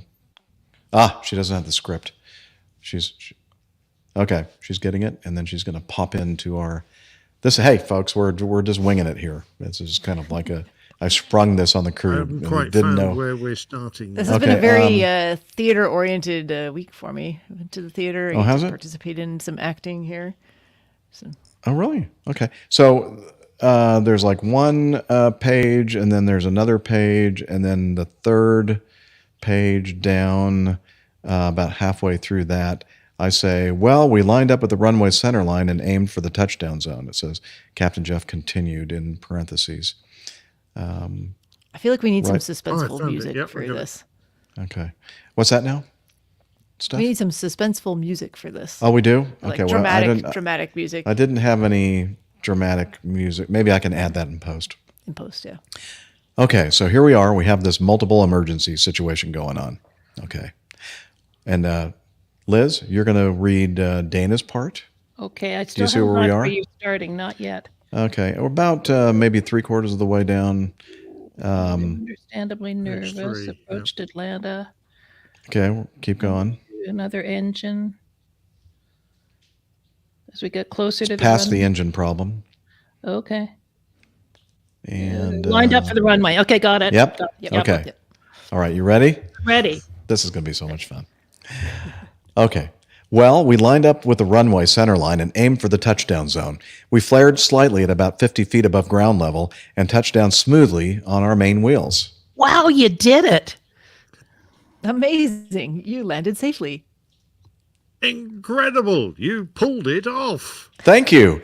But we still had one more thing to do. We had to stop the plane before running out of runway. How did you do that? What did you use? How much runway did you have left? Well, we used our remaining brakes, spoilers, speed brakes, and reverse thrust as much as we could, but they were not enough to slow us down quickly enough. Oh no, what then? Did you overrun the runway? Did you crash into something? Well, we didn't overrun the runway or crash into anything, but we did have a close call. What do you mean? What happened? How close was it? Well, as we were approaching the end of the runway, we saw a large fence and a busy road ahead of us. We knew we wouldn't be able to stop before hitting them. Oh no, that's terrible. That's horrifying. That's terrifying. Yes, it was. But then we saw something that saved us. It was a large ditch that ran parallel to the road. It was filled with water and mud. A ditch? Water and mud? How did that save you? Well, we decided to steer the plane towards the ditch and hope for the best. We figured it would act as a natural brake and cushion for our impact. You survived? Oh no, wait a minute. No, that sounds risky. You I lost it here. Oh yeah, Okay. that sounds risky. Sounds desperate. That sounds crazy. It was all those things, but it worked. We veered off the runway and plunged into the ditch. The water and mud slowed us down and absorbed most of the force of our collision. Wow, you survived. Amazing. You made it. Incredible. You did it. Did it. Thank you. We did survive and make it, but we were not out of danger yet. We still had to evacuate the plane before it caught fire or sank into the ditch. How did you do that? What did you use? How long did it take? Well, we used our emergency slides and rafts to get everyone out of the plane as quickly. It's a big ditch, a lot of water. As quickly as possible. We also had help from the firefighters and paramedics who arrived on scene shortly after our landing. Thank goodness for them. Yeah, they're awesome. Indeed, they were lifesavers. Yes, they were. They helped us evacuate everyone safely and treated any injuries or illnesses on site. Fortunately, there were no serious casualties or fatalities among our crew or passengers. Oh, thank God. Oh, thank goodness. Oh, thank heavens. And then applause. Wow. Brilliant. The APG players. That's what we just had. there. Yes. Yes, take a bow. Take Definitely a bow, not everyone. ready for prime time. Hey, not bad for our first try. That was the first read through. That was the first Yeah. read through. There was a lot of drama there. I'm telling you. It was. Well, there There was a lot of Almost out of breath. exclaiming from the rest of us. We all speak in exactly the same order throughout. Yes, exactly Well, the same according- order and very similar cadence and Mhm. exclamations. All expressing more or less the same thing in a different way. Exactly. Correct. At the very beginning of this, again, this is chat, this is computer stuff. Captain Jeff, hello and welcome to the Airline Pilot Guy Show, the view from our side of the cockpit door. I'm Captain Jeff Nielsen, your host for this episode. Joining me today are my co-hosts, First Officer Dana Colton, played by Liz. You're a former regional pilot who now flies for Acme Airlines. Dr. Steph Plummer, an aviation medical examiner and commercial pilot. Oh, I got promoted. Did you know that? And Did not know Captain that. Nick Anderson, a retired RAF and A340 captain. It's That's interesting not how bad. it comes up with all this stuff. That's funny. Oh, that was fun. Oh, Well, Can you we need to just- go, Steph, so before Yes, they I gotta lock you in go. the So building. these, Hi, yeah, Steffi. well, mostly I don't want them to set the alarm before I leave because then I will set it off on the way out. Oh, There's yeah, no don't way do to that. Stop that. All So right. I gotta go before Have a they good go. weekend. All right. Bye. Bye. Sorry, it was Bye. Cheers, Steph. Bye. Thanks for hanging around. Gentlemen, before I go, you're just at the hour and a half mark, just so you know. Okay. Okay. Bye. Thank you. Whew. That was fun. That was indeed. And I found out what was going across my Ring doorbell, and it looks like a spider's web. A spider's web. Yeah. There's Okay. a spider building a web in front of my Ring doorbell. Yeah. Let's loop back to the coffee fund. And are you still seeing Steph's image there? Yep. Yeah. Okay. There we go. No, not anymore. Not anymore. Liz just took care of that. Okay. Yeah. So let's talk about the coffee fund. And I do that by pressing this button here.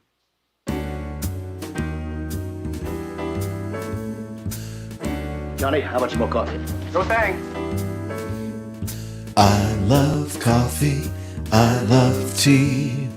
I love the APG community. Coffee and tea and the Java and me. A cup, a cup, a cup, a cup, a cup. Oh, yeah. Coffee Fund. That's, by the way, that's Jeff Smith singing that wonderful jingle. The Coffee Fund is your way to support the show financially. Couple different ways, two ways, unless you just buy me a cup of coffee when you see me. One is the Coffee Fund Classic Method, and since the last episode, we have a couple of folks who made a one-time or periodic donation. Richard Adams, hey, that guy that was responsible for having Nick show up there at that wonderful talk in the Isle of Wiggett, and Marty Edwards. So thank you to you both.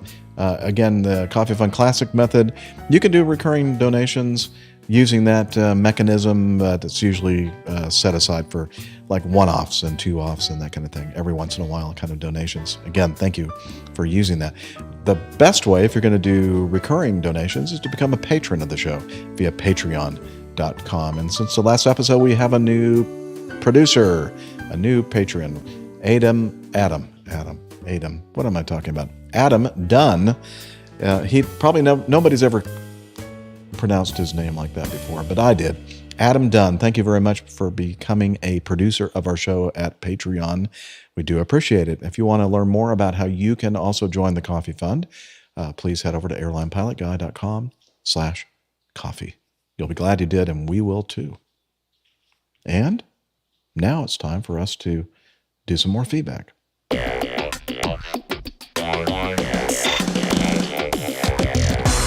Captain, incoming message.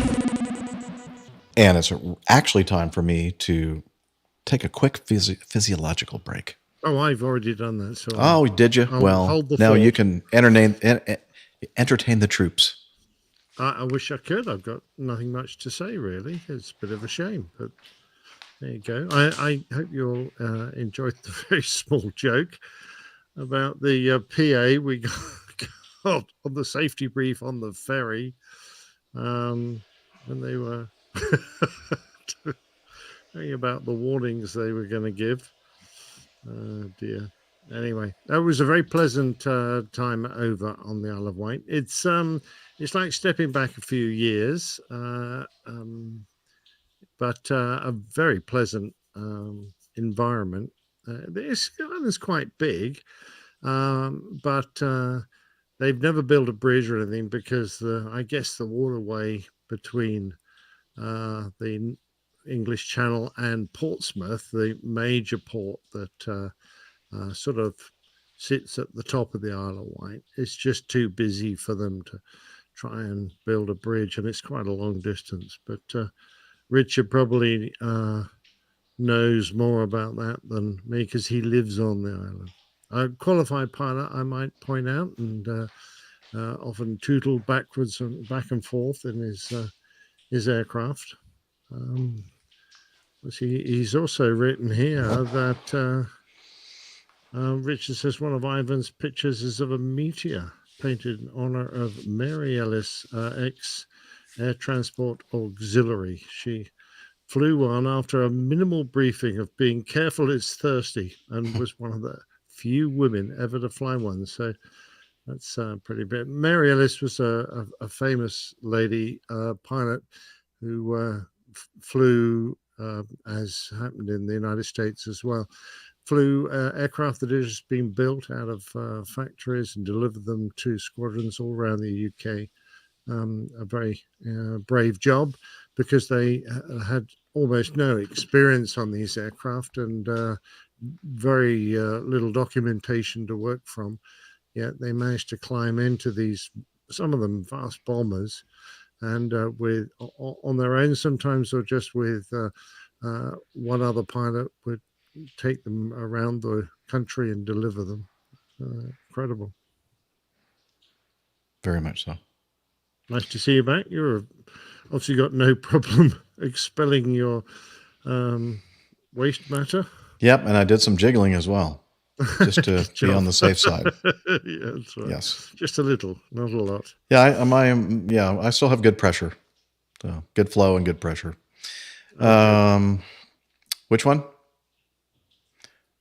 Number 3. Oh, that's right. She said that involves some Delta P. And if I can only find, here we go. Delta P. Okay, let's start our feedback with, I guess I'm going to take some of that feedback that we just did and plop it in this section. I don't know. No, I'll just leave it the way it is. Yeah. Okay. Some more feedback here. We're going to start with Andy. Hello, APG crew. What are just some common courtesies you can have while out on the ramp with other planes, either inside or outside or out of your company? For example, in the GA world, if you're a student pilot, if you're a student pilot, not to block a taxiway for your run up. Okay, that would be a courtesy. Or in the driving world, letting someone in the intersection go before you. Also curious, what are some a-hole moves out on the ramps and taxiways by those not so thoughtful pilots? Thank you all very kindly for your show. It means a lot to us. Cheers, Andy. Thanks, Andy. Let's see, courtesies, common courtesies. But, a lot of what we do out there when we're taxiing our airplanes on ramps and on taxiways is very, very regimented. We can't do anything really without clearance, somebody telling us what to do. So there's not a heck of a lot of, unless you're on an uncontrolled ramp. Remember that story not too long ago where I think it was it Austin Bergstrom Airport, where the Virgin flight was there, and the Southwest flight pushed back in front of them on the ramp. That was an example of an uncontrolled ramp, and had the tug driver of the Southwest jet been courteous, he may have waited for the Virgin flight to get by, but they didn't. So that's kind of an example of when courtesy may have been exercised but wasn't. In my world, on occasion, we'll be at smaller airports where things are kind of uncontrolled, and we'll just say, hey, on the radio, go ahead. We have to do something else anyway, so that they can go ahead of us if they're ready to go, that kind of thing. But not a heck of a lot of opportunity for really courtesy on our own because it's so regimented. Perhaps Captain Nick might have an example of it, or Oh, yeah. I remember my first Chicago. It had been snowing a lot, so the taxiways were really slippery, full of slush and snow. And I got cleared right out of the ramp onto a series of taxiways. And I stuck my nose out of the ramp, was promptly cut up by a Southwest 737 who barged ahead of me. So I literally had to this is a bang theme. the brakes on, and everyone fell over because all the cabin crew are out doing their demos. No. So they're all standing up in the aisle, putting on life. They all fell over. So that was a case of the opposite.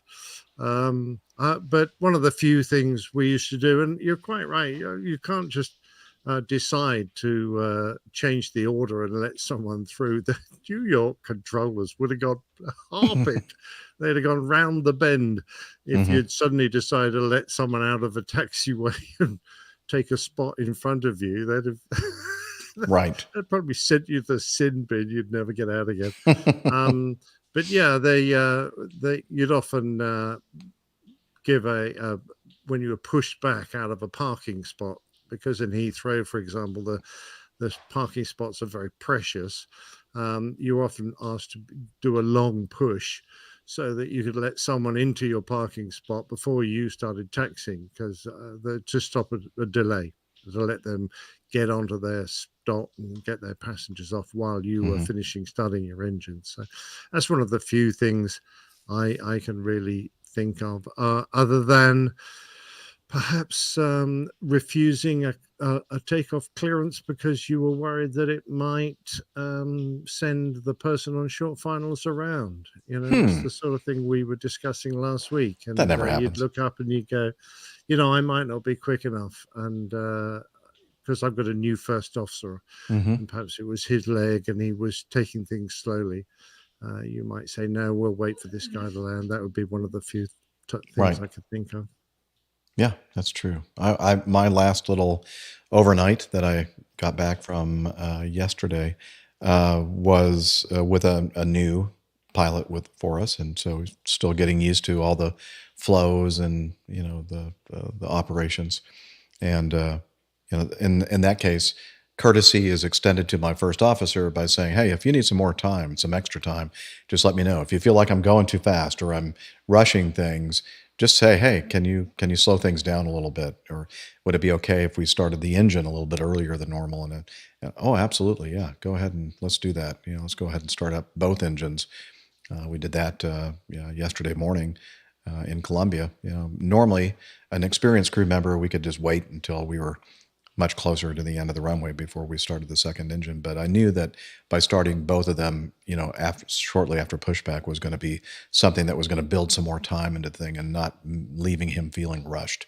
And when you're rushed in this job, it's not a good thing because you're likely to forget something that might be very critical. So that's exactly right. You want to let the guy get confidence by doing things at his own pace. So he'll speed up naturally as he gets a bit more practice. Yep. All right. Thanks for the question, Andy. Was that Andy Harris, Liz? Okay. Again, good seeing him up in Dayton a few weeks ago. Let's continue with this from Sam. Let's see. The Boeing 737 that's been transformed into a luxury private villa. CNN.com is where this is from. A villa. What did I say? A villa? A villa. Bob Vila. From returning to the sky in new livery to fly for another airline to being recycled for parts or moving an aircraft boneyard, the possibilities for retired aircraft are seemingly endless. Some have been converted into restaurants, museums, cafes, and even party venues. But this private jet turned luxury villa, located on a cliff top near Nyang Nyang Beach on the Indonesian island of Bali, may be one of the most beautiful aircraft transformations to date. Formerly part of the now defunct Mandala Airlines fleet, the retired Boeing 737 was purchased by developer Felix Demin back in 2021 and transported to its remote location. He shared a series of renderings of the unique property. What we're showing, it will be in the show notes, and also on the video here is renderings of the the planned look and setup of this 737 villa, featuring 2 bedrooms, a swimming pool. The private jet villa by Hanging Gardens, which sits 150 meters above sea level, is available to rent from April with nightly rates starting at around $7,000. Wow. That's a lot of money for a night. More expensive than flying halfway around the world in first class. Yeah, you're right. Wow. However, yeah, that's right. Captain Nigel has a place in Bali. I wonder if this is, do you think that he has something to do with this, Nick? I don't know. Maybe he can give us an on-location tour. He's very happily retired from the airline industry. I don't think he wants to relive. And it's an Airbus anyway. He was very much a Boeing chap. Yeah. Well, actually, in the renderings, it says... it was a Boeing. Yeah, so I was saying the same thing to Liz earlier when we were going through the pre-show briefing. I'm thinking, well, it says a 737, but it certainly doesn't look like a 737. That looks like an Airbus to me. It does a bit.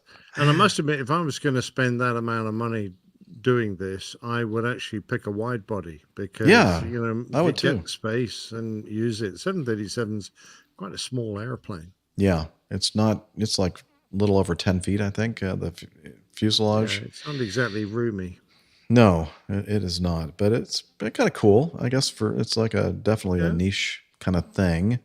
And the trouble is that aircraft that spend their entire life not flying and out in the weather all the time, they get pretty tatty pretty quickly. They need a lot of maintenance to keep them looking good. Yeah, they do. All right. Well, that's interesting. Continuing on with something from Anonymous. This anonymous person has some knowledge of the situation. Okay, hello, crew. One, I want to provide some feedback regarding your discussion in episode 554 of the news item, TSA confiscated record number of guns from airline passengers in 2022. I've been listening to APG for a few years now and really enjoy it. I am a third-generation pilot, and while I've never flown commercially, I have a multi-engine and instrument rating, and I'm also an A&P mechanic. As a teenager, I was a gas boy at a small airport and have worked at an airport my entire adult life, including a stint at a major legacy airline at a hub. I also have some experience working for a large security agency, and since I'm not authorized to speak for said agency, I must remain anonymous. Regarding the story on TSA, first, the headline is misleading. TSA does not confiscate anything, especially firearms. When encountering run-of-the-mill prohibited items, the TSA agent should always offer the passenger options to dispose of the item, such as placing it in a checked bag, mailing it home, etc. If the options given are not viable to the passenger, they can opt to voluntarily abandon the item, and TSA will dispose of it appropriately. When it comes to firearms, after a gun is discovered, the local law enforcement is called, and the situation is turned over to them. Law enforcement protocol varies widely by location and is usually governed by the law of the state they're operating in. The less likely scenario, in some states, passengers are arrested and law enforcement takes charge of the firearm for disposition. However, in many locations, the more likely scenario, passengers with firearms are not arrested, and they are allowed to choose the disposition of their firearm, such as putting it in their car or handing it off to a non-flying friend or family member. TSA does follow up later with the gun-toting passenger, cowboy. Oh, I should have had that ready to go, shouldn't have I? See if I can find my Yahoo. That might be one of those things where, yeah, I don't have that restored yet. Oh well, you'll have to use your imagination. Yeehaw! And they usually face steep... Okay, I'm going to say that sentence again. TSA does follow up later with a gun-toting passenger, cowboy, and they usually face steep fines for their transgression. I think that Captain Jeff had it right when he surmised that busy airports and more cowboy-friendly areas of the country net more gun fines at the checkpoints. However, I bristled at the suggestions that ATL was just better at finding guns than everyone else. And I think we're kind of joking, but I'm not sure. And that a shockingly high number of guns make it through without being detected. To be sure, TSA has earned some of the criticism that they garner from the media and the public. I also know that the vast majority of TSA agents are very dedicated to their jobs and take their responsibility quite seriously. Thanks again for a great show. I recognize that producing a good show takes a certain amount of storytelling and opinion making. Yeah, it does. Thanks for indulging me in straightening the record just a bit. Keep up the good work. Signed, anonymous fan with some knowledge of the situation. Okay. It's always good to hear someone with who actually knows what's going on. Right. Because we do a lot of surmising, obviously, but it's nice to get facts from the factory floor, as it were. It certainly is. It really is. And that's I think what makes the show so engaging for us is the fact that we have an audience that doesn't hesitate to correct us when we need to be corrected. And we do appreciate that. There's an awful lot of knowledge out there. We have only a fraction. That's right. If we combined everyone's knowledge, we'd make a great pilot. Exactly. Yeah. And that, go ahead, Liz. No, you tell me what you're going to say. Okay. Thanks. All right. Yeah. So that's the show is just as much yours as it is ours. You people listening and sending us in feedback. We do appreciate it. Tim Van Ram says, if caught with a gun going through TSA in Texas, they let you return it to your saddle or friendly but slow sidekick. Okay. Really, thank you for that information. Some knowledge of the situation from Tim Van Ram. Exactly. Is that sidekick called Hop Along, perchance? Yeah, Hop Along, something like that. Cassidy. Yeah. And I thought I didn't realize that he had experience in Texas, but thought it was just a Northern California guy. But wow. Oh, that's right. He was in Texas, had to drive home during the Southwest meltdown. That's right. Good point. Okay. Now I'm wondering, was it really the Southwest meltdown that caused him to have to drive home? Or was it the firearm that he was carrying? Ah, that's right. Yes, he might have been toting his guns. Could be. All right, some more feedback. This is from Radio Roger, our intro guy at the beginning of the show. Hi, everybody. I wanted to comment on the discussion in episode 558 regarding if and when a captain should disclose an engine issue to the passengers. I was a passenger in that very situation. I was flying from Europe to JFK in a DC-10 when at some point, I don't know when, the flight crew had to shut down the center engine. As we got closer to our destination, the captain made a PA informing us about the situation and explaining that he was alerting us because we would see fire engines along the runway. He was absolutely reassuring, telling us that they practiced this in the simulator all the time. I realize now that this being a center engine, we still had symmetrical thrust, and this was probably a simple landing. Touchdown felt perfectly normal. The passengers were calm, and I think that the captain handled this perfectly. Take care. This is Radio Roger, over and out. Yeah, perfect example of how to handle this situation. Yep. No point waking people up in the middle of the night so they can sit and worry if your intention is to carry on to your destination. I think he did the perfect job. Yeah. I do too. All right. Well done by that captain. Thank you, Radio Roger, for the feedback. Do we still have time to do another one, Liz, before? Okay. I'm going to do that. I'm going to share the video file sent in from Mohammed in Baghdad. And here we go. Open. And now, you'll recall that Mohammed sent us in this feedback a while ago, and for some reason we couldn't open up his video file.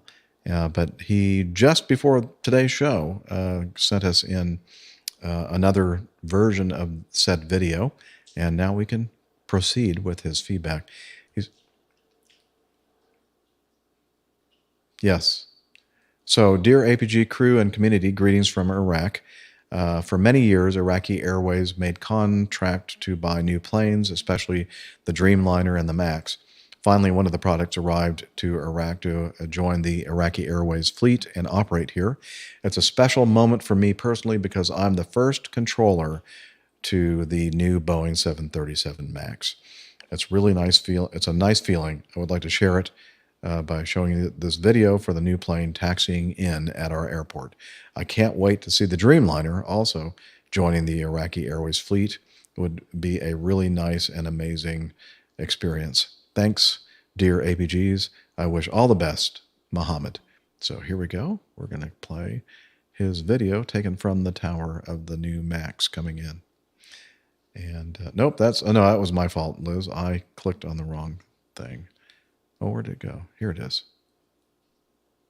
A little windy up there, I guess. And yeah, he was outside the tower cab to get a better shot, I would imagine. So there's Iraqi Airways brand spanking new 737 MAX. Yeah, the new jet smell. You're right. Taxiing. That's a very sexy green stripe they've got down the side. Yeah, for sure. All right. Thanks, Mohammed, for redoing that. It must for have us. been quite a pleasure to have been the first controller to talk to it. That would have been great. Quite an honor. All right. Okay, let's do the next item from Sean. Ladies and gentlemen, on the left side of the plane, you can see the Northern Lights. And then the captain performed a 360-degree turn. And here's the Northern Lights for the people on the right side of the aircraft. And this is an article from the NewYorkPost.com. Pilot turns plane around to treat newly engaged couple to stunning views of Northern Lights.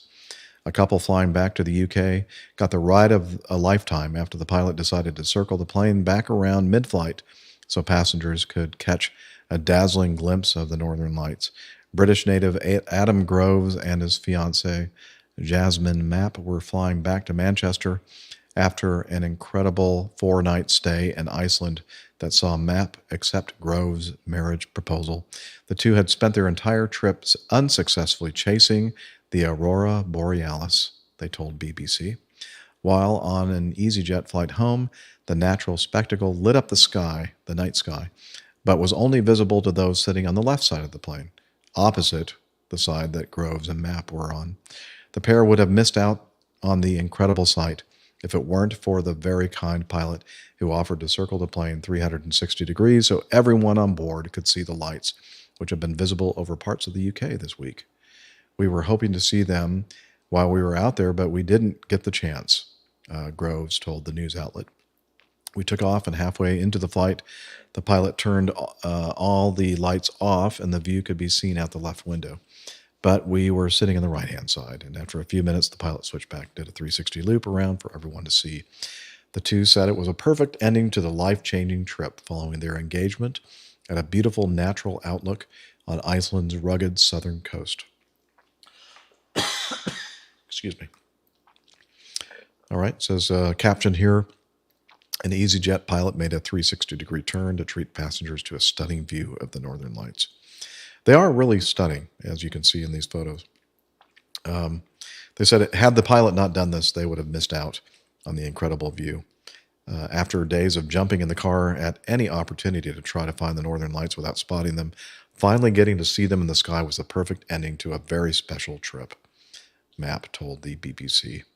An EasyJet spokeswoman said it was happy that the pilot was able to perform a controlled maneuver on his very last flight so the passengers could get a view of one of nature's greatest sights. I threw that in. It wasn't his last flight. But well, we don't know for sure. It might have been. I wonder if he was asked to pay for the extra 10 minutes of fuel. I know. Yeah, it's just one of those things where you want to provide a really great service and PR for the passengers, but you got to be careful. But I'm sure that he cleared it with air traffic control and just did a 360 turn and continued on. Burned a little extra gas and maybe took him an extra couple of minutes. They may have been ahead of schedule and may have been fat on fuel to begin with. I'm sure that was something that was taken into consideration. All right. Plain tale time. Absolutely. Mm-hmm. All right. So let's see. The old pilot has one for us here.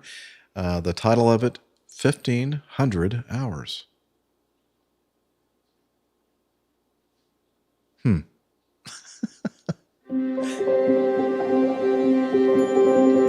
The Old Pilot's Plain Tales, 1,500 Hours. The first officer lived near Seattle in the state of Washington, some 2,500 miles from her workplace, Newark Airport, New York. She left home to begin her commute to work on the evening of Wednesday, the 11th of February, 2009, having been up since mid-morning. She got to her local airport and caught a flight to Newark, arriving a little after 6 in the morning after spending the night in the jump seat of a cargo carrier, flying all night across the country on 2 separate aircraft, having switched at Memphis. She was due to report for duty at 1:30 in the afternoon on the 12th, so Rebecca spent the rest of the morning on her phone, watching TV, chatting and napping in a recliner in the company crew room at Newark. When she moved so far from her base airport, she'd considered getting a crash pad to rest for her flights, but decided that she could stay in the crew lounge. The company chief pilot described the crew room as a place to relax, but that it was not adequate for rest before a flight. Indeed, there was a policy that prohibited it for overnight rest. Rebecca was well thought of by her fellow pilots, who described her as a good pilot who was sharp, assertive and thorough. One of her regular captains thought her to have average to above average ability for someone of her experience. Her flying skills were considered to be good, and she always kept ahead of the aircraft and had good technical knowledge, better than the average first officer.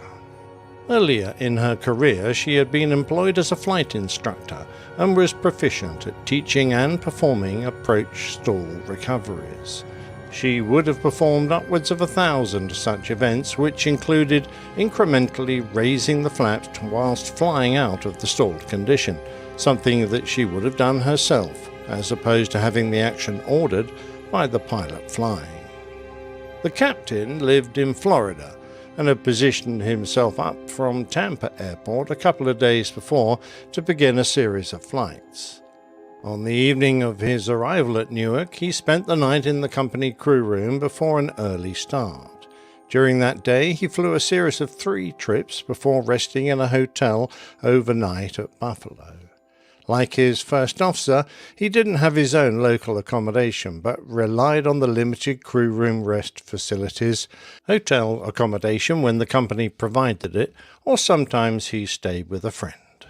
The day before he flew with Rebecca, he flew a duty day of less than 8 hours, during which he encountered icing conditions. During these encounters, he correctly activated the ice protection system and the ref speed switch, which applies an additional margin of safety to the stall warning stick shaker angle of attack, since ice accretion is known to increase the stalling speed.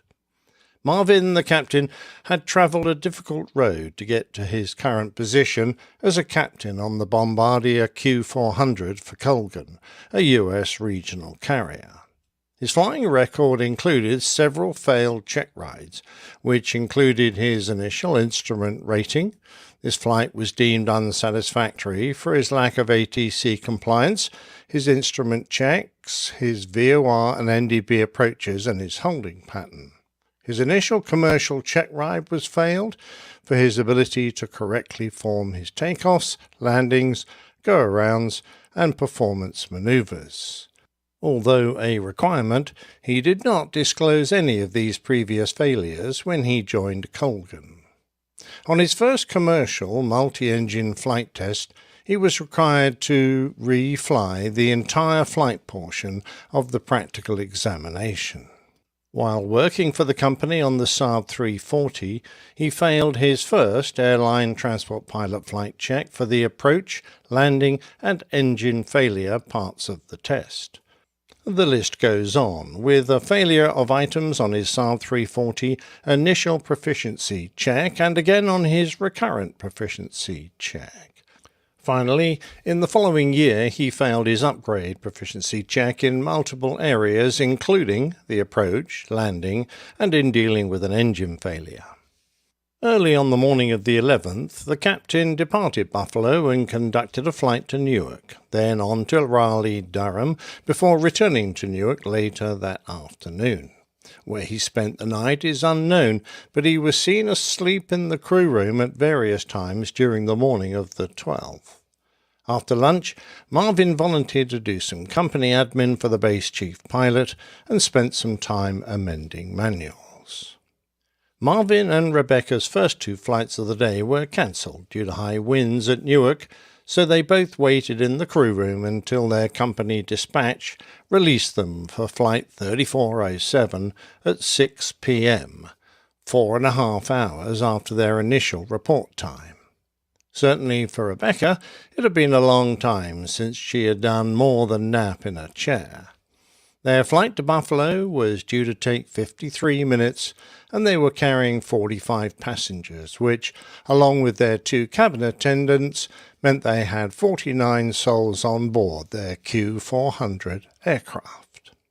The Q400, more fully known as the Bombardier de Havilland Canada -8400, began life in the 1970s as the -7, a high-wing turboprop-powered regional airliner with low noise levels and good stall, short takeoff and landing characteristics, which made it suitable for operating from small in-city airports. When the more powerful Pratt & Whitney 100 engine was made available, as a stretch version, the -8 was rolled out. In 1986, the manufacture of the -8 was bought out by Boeing and then by Bombardier 6 years later. In the mid-1990s, demand grew for a new aircraft to replace older turboprops, and Bombardier responded with the improved Series 400 design, which employed new technology to reduce cabin noise and vibration to nearly that achieved by jet airliners. To emphasize their quietness, the aircraft was renamed Q, and there were 3 models available, the Q200, 300, and 400.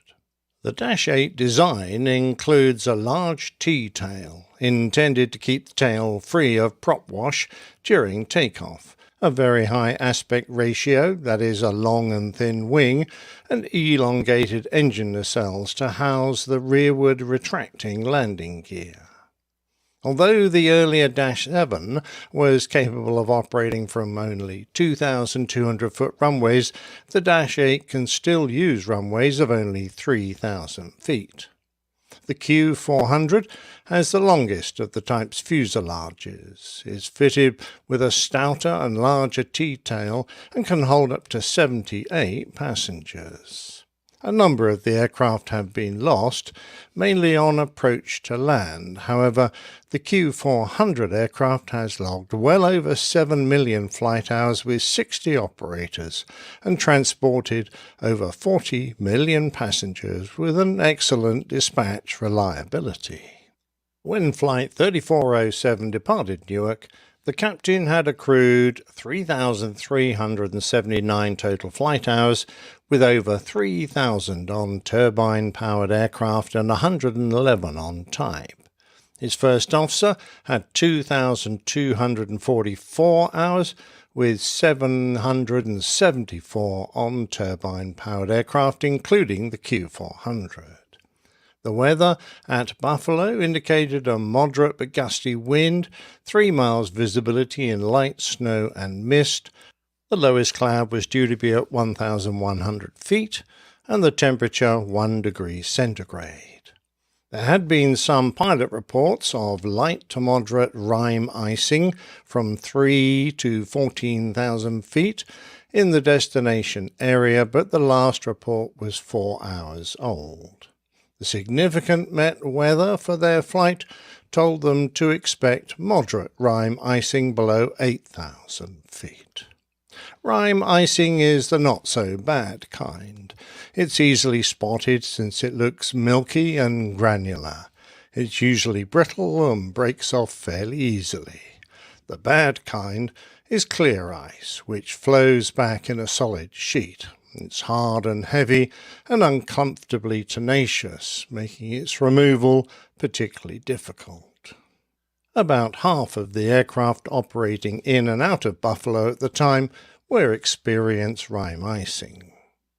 The conditions for the arrival airfield were common for that time of year, and the captain had experienced something similar during his operations there only a few days before.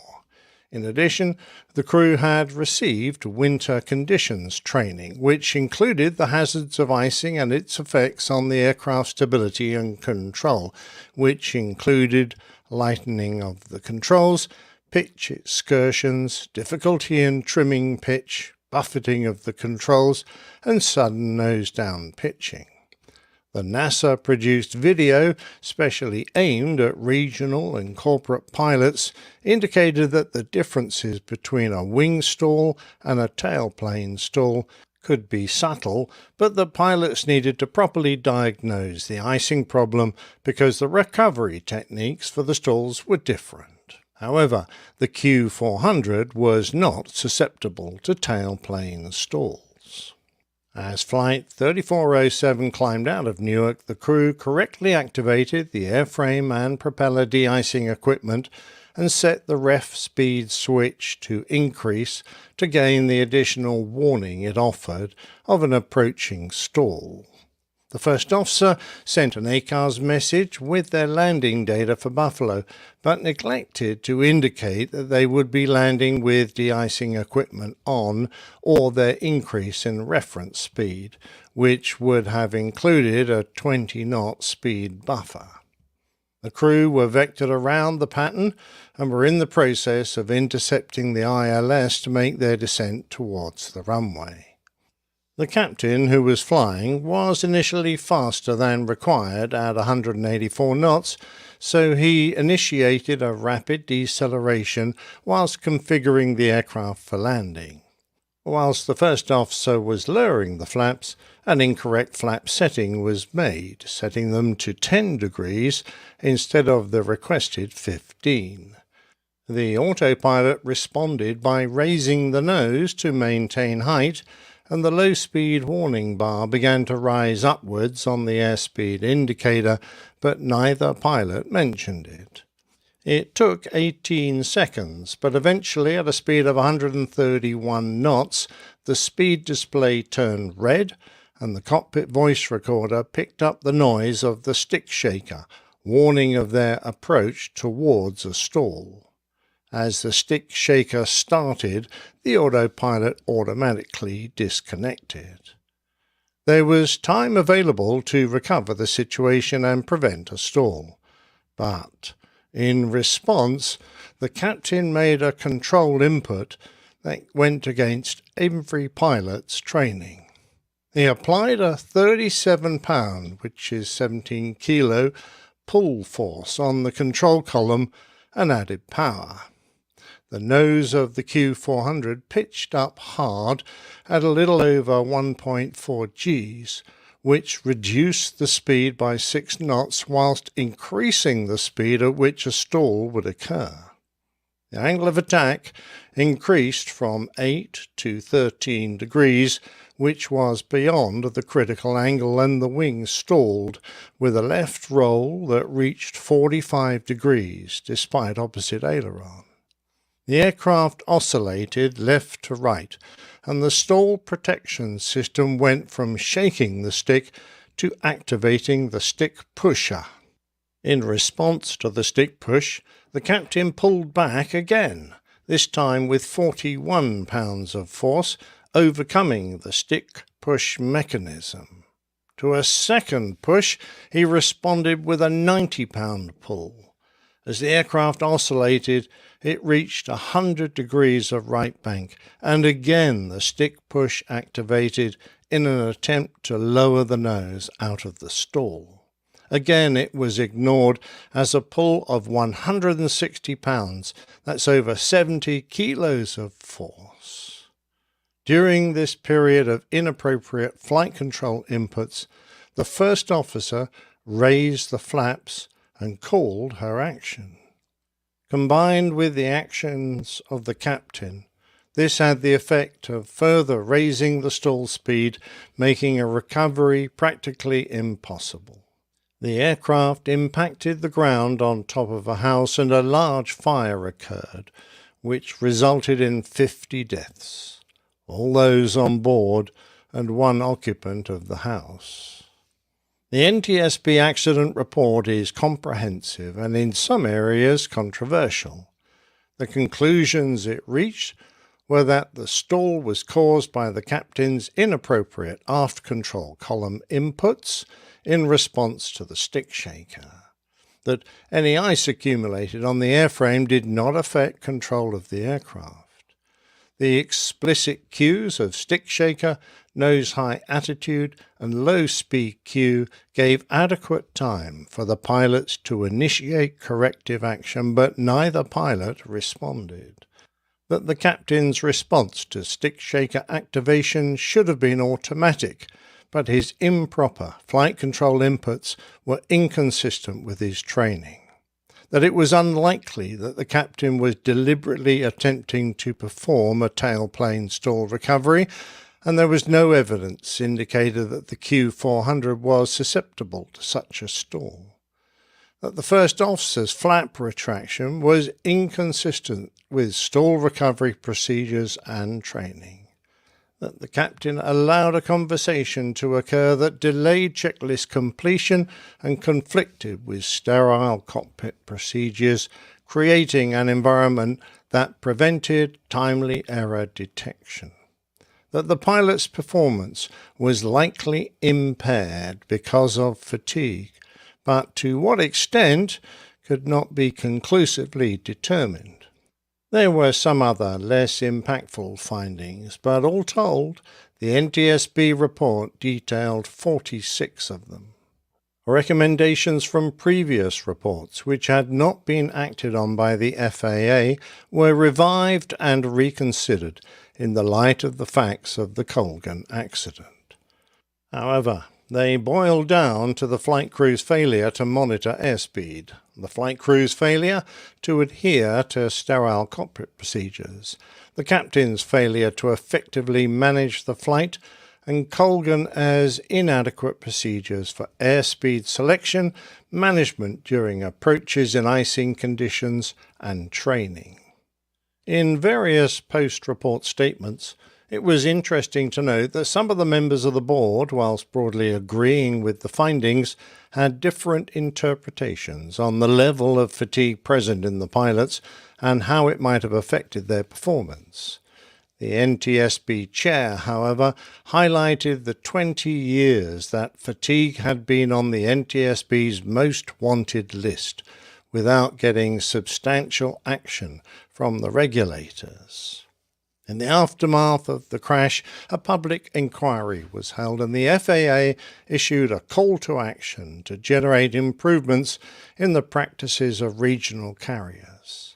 Finally, following campaigns and much public pressure, the Senate held a hearing a year after the report was issued, which resulted in many changes, some with greater impact than others. Primarily, the Airline Safety Act required that both the pilot in command and second in command of Part 121 airlines have an air transport pilot certificate and multi-engine flight experience. The Act also mandated that ATP applicants have 1,500 flight hours. This requirement placed a significant hurdle in front of budding airline pilots, and many have questioned the value of building hours just for the sake of it. Indeed, ICAO offered an alternative, a formal competency-based training program where new pilots are eligible to fly as first officers in their country's airlines after only 230 hours of specific training, the Multi-Crew Pilot License (MPL) scheme. The key here is the training. These pilots are not trained to the commercial level and then turned loose to accumulate another 1,000 or so hours of unstructured experience, but rather they learn important concepts in safety and multi-crew operations in a very structured manner.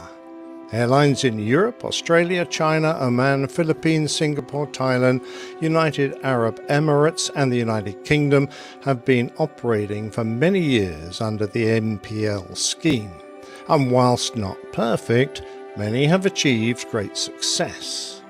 In the meantime, the debate in the United States continues as the FAA has recently turned down an exemption request by Republic to adopt a somewhat similar scheme to the ICAO model.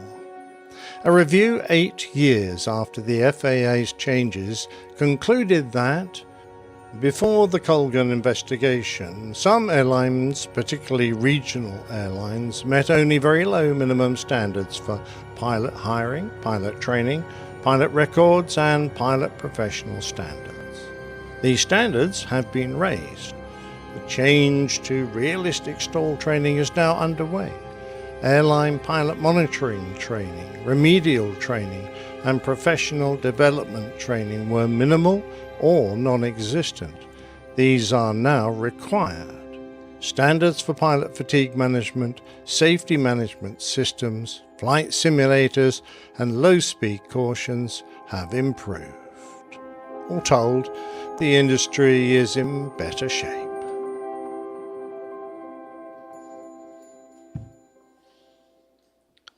Very well done. And, oh, I need to start my camera, don't I?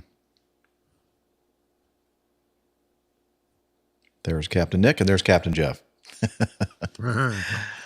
Yeah, so what made you pick this accident, Captain Nick? Well, it was a comment by one of our listeners last Skylar? show or show before, who was unfamiliar with the Colgan crash and its impact on the aviation industry. So I thought, well, if there's one, there's bound to be more than one.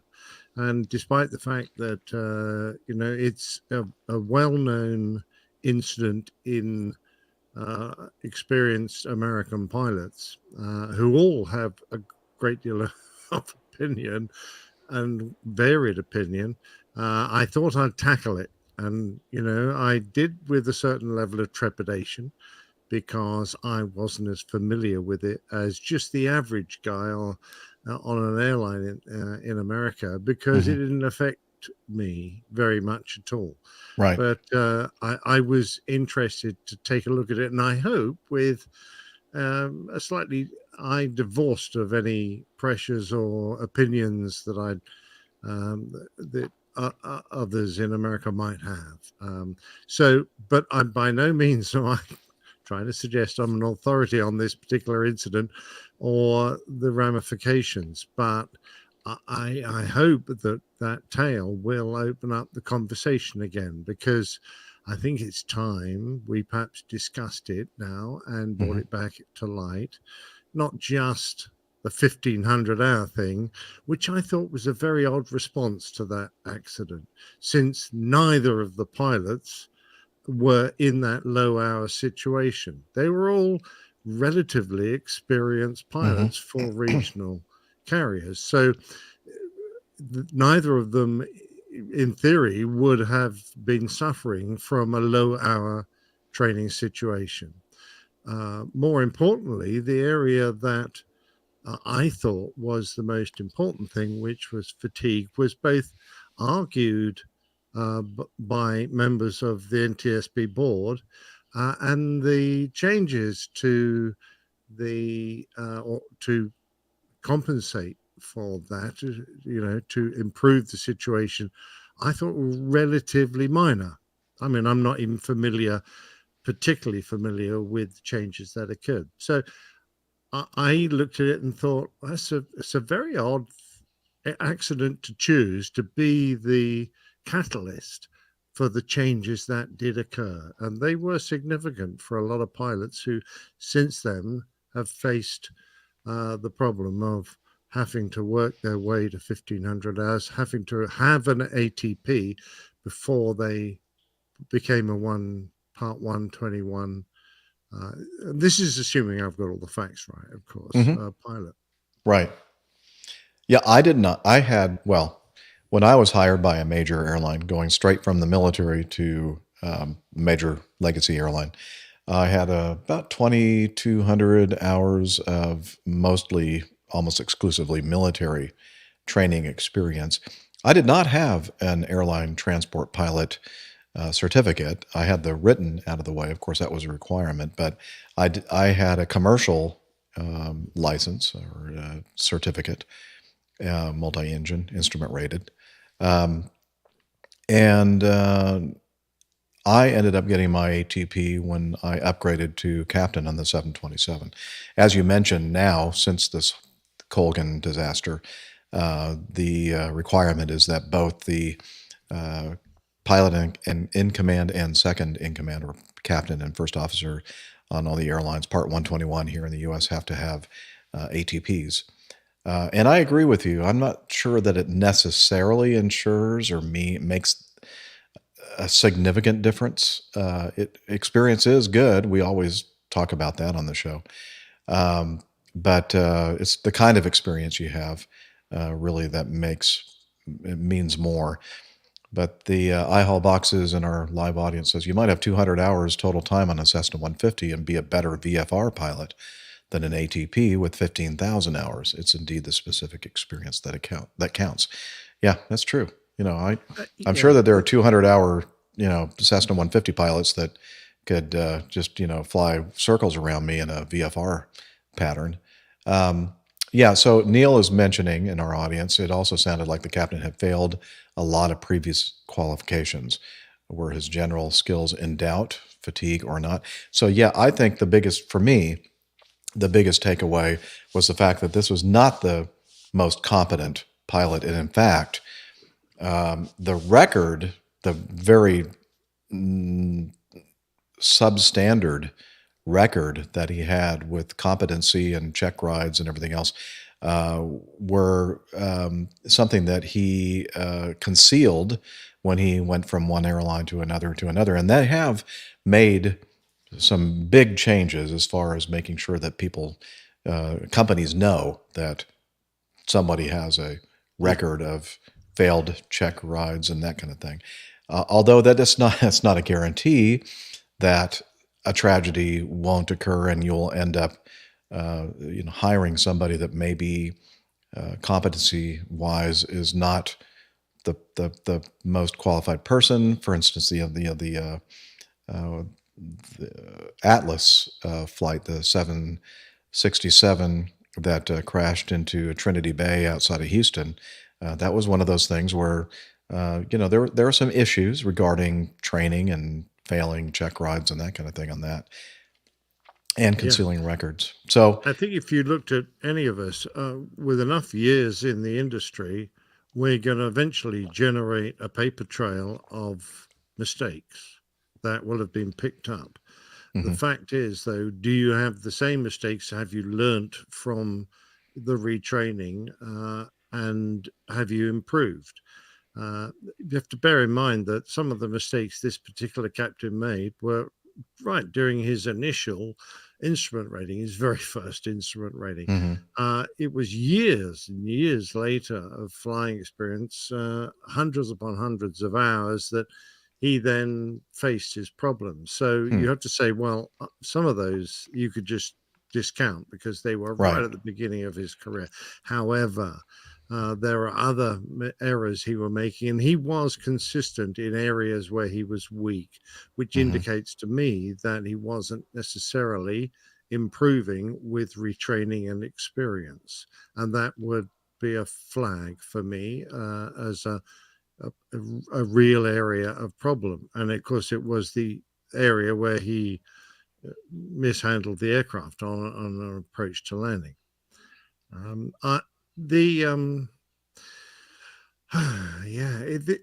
This whole area is so difficult because Eichelboxes quite correctly says you can do 200 hours of something that makes you a great pilot, or you can do 1,000 hours of something that makes you no better than when you started.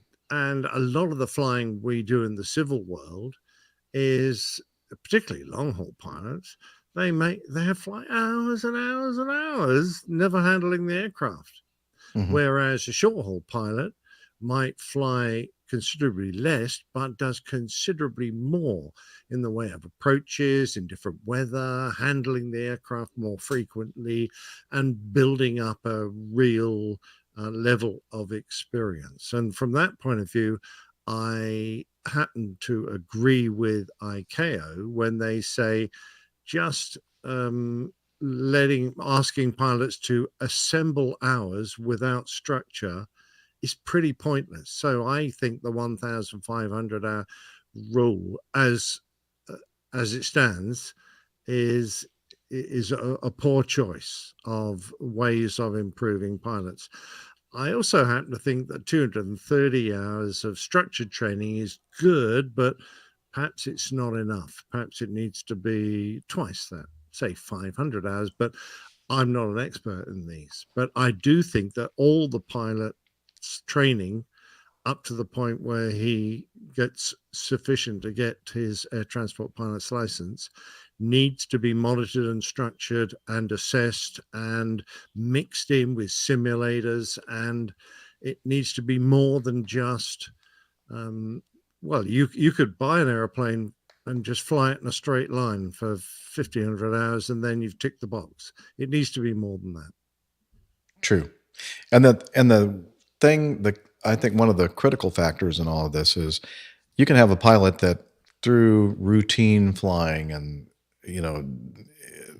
experiencing, what they're expecting to experience and that kind of thing. But when you throw them into a situation where they're not expecting something to happen, and they're not, that the whole startle factor that you talk about, or we talk about a lot, there's really no way of knowing how someone's going to react to a situation such as they found themselves in.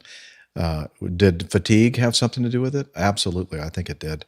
If they had been more well rested, maybe that would have compensated for maybe the lack of competency, or it would have helped with that startle factor when the airplane is giving you stick shaker and stick pusher and almost panicking and doing the absolute opposite action that you should take in the situation. But it's all a mix, I think. And what was more important than the other? I don't know. I think I agree with you that the hours of experience they had was the least significant part of it in my mind. The competency level was more significant in my mind, and also the fatigue aspect of it. And I think, and I've mentioned this several times on the show, I thought it was kind of interesting, I guess I'll say, that the FAA did change some rules as far as flight duty periods and hours flown and that kind of thing. FAR Part 117 was a result of this. But they didn't really, in my mind, address the part of it that I think was kind of significant in my mind, the part where they had traveled, both of them had traveled and had long duty days and didn't get a lot of rest before they operated the duty period where this accident occurred. I think, and I think that the unions maybe are reluctant to touch this, perhaps, and maybe even the companies themselves, when they have, we have the opportunity as pilots to be based in a base to fly a certain piece of equipment and trips and that kind of thing, but not a requirement to live in the base or near the base. And so we can, it's our responsibility to make sure that we get to where we're supposed to be when we start a trip, but it's also our responsibility to make sure that we are fully rested and fully capable of performing at our top level, or as close to it as we can. And that was, in my mind, it wasn't completely addressed. Now, a lot of people that are commuters out there go, Jeff, just shut up about that. That we don't want any restrictions or requirements and that kind of thing, because that's going to make it much more difficult for me to commute from the West Coast to the East Coast to fly this jet where I'm getting paid more money, or maybe they don't have the choice, where maybe they have to be based at Newark because of their lack of seniority, but they don't want to uproot their family and move. So they put, they do the commuting aspect of it and the related fatigue that comes from it as a way of, making it happen. And I don't know where I'm going with this, but I'm thinking that I know exactly where you're going. There is a huge reluctance amongst a number of professional pilots not to upset the apple cart, because this is the way they make their living. They can't afford to live because perhaps of low wages when you're starting in flying, as these regional pilots did, close to an expensive basing. So you live somewhere inexpensive, and if you're getting on an aircraft to fly 1,000 miles, why not fly 2,000 miles, or in the case of the first officer, 2,500 miles, the cross the entire continent to get to where you are going. My feeling on this is that every pilot has to accept a level of personal responsibility to ensure that they understand and have overcome any rest problems that they had. There were certain, both pilots were fatigued. The captain was fatigued because he had a sleep deprivation. So even though he'd had a night in a hotel, because of his commute and the fact that he was now flying his second set of legs, so he wasn't due a hotel rest, he had been deprived of several hours of sleep. Our lovely first officer, despite the fact that many people said she coped very well with commuting and always seemed lively and energetic, that doesn't always count when you're requiring other faculties to fly your airplane accurately. Had she landed in the evening before her flight, and paid for a hotel room, and then slept for 8 or 10 hours, and then got up, nice, relaxed, gone to work mid-morning to check in at 1:30, I'm sure she would have been a different pilot. And because she was much admired and people thought she was a very good pilot, but she made a quite critical error, a couple.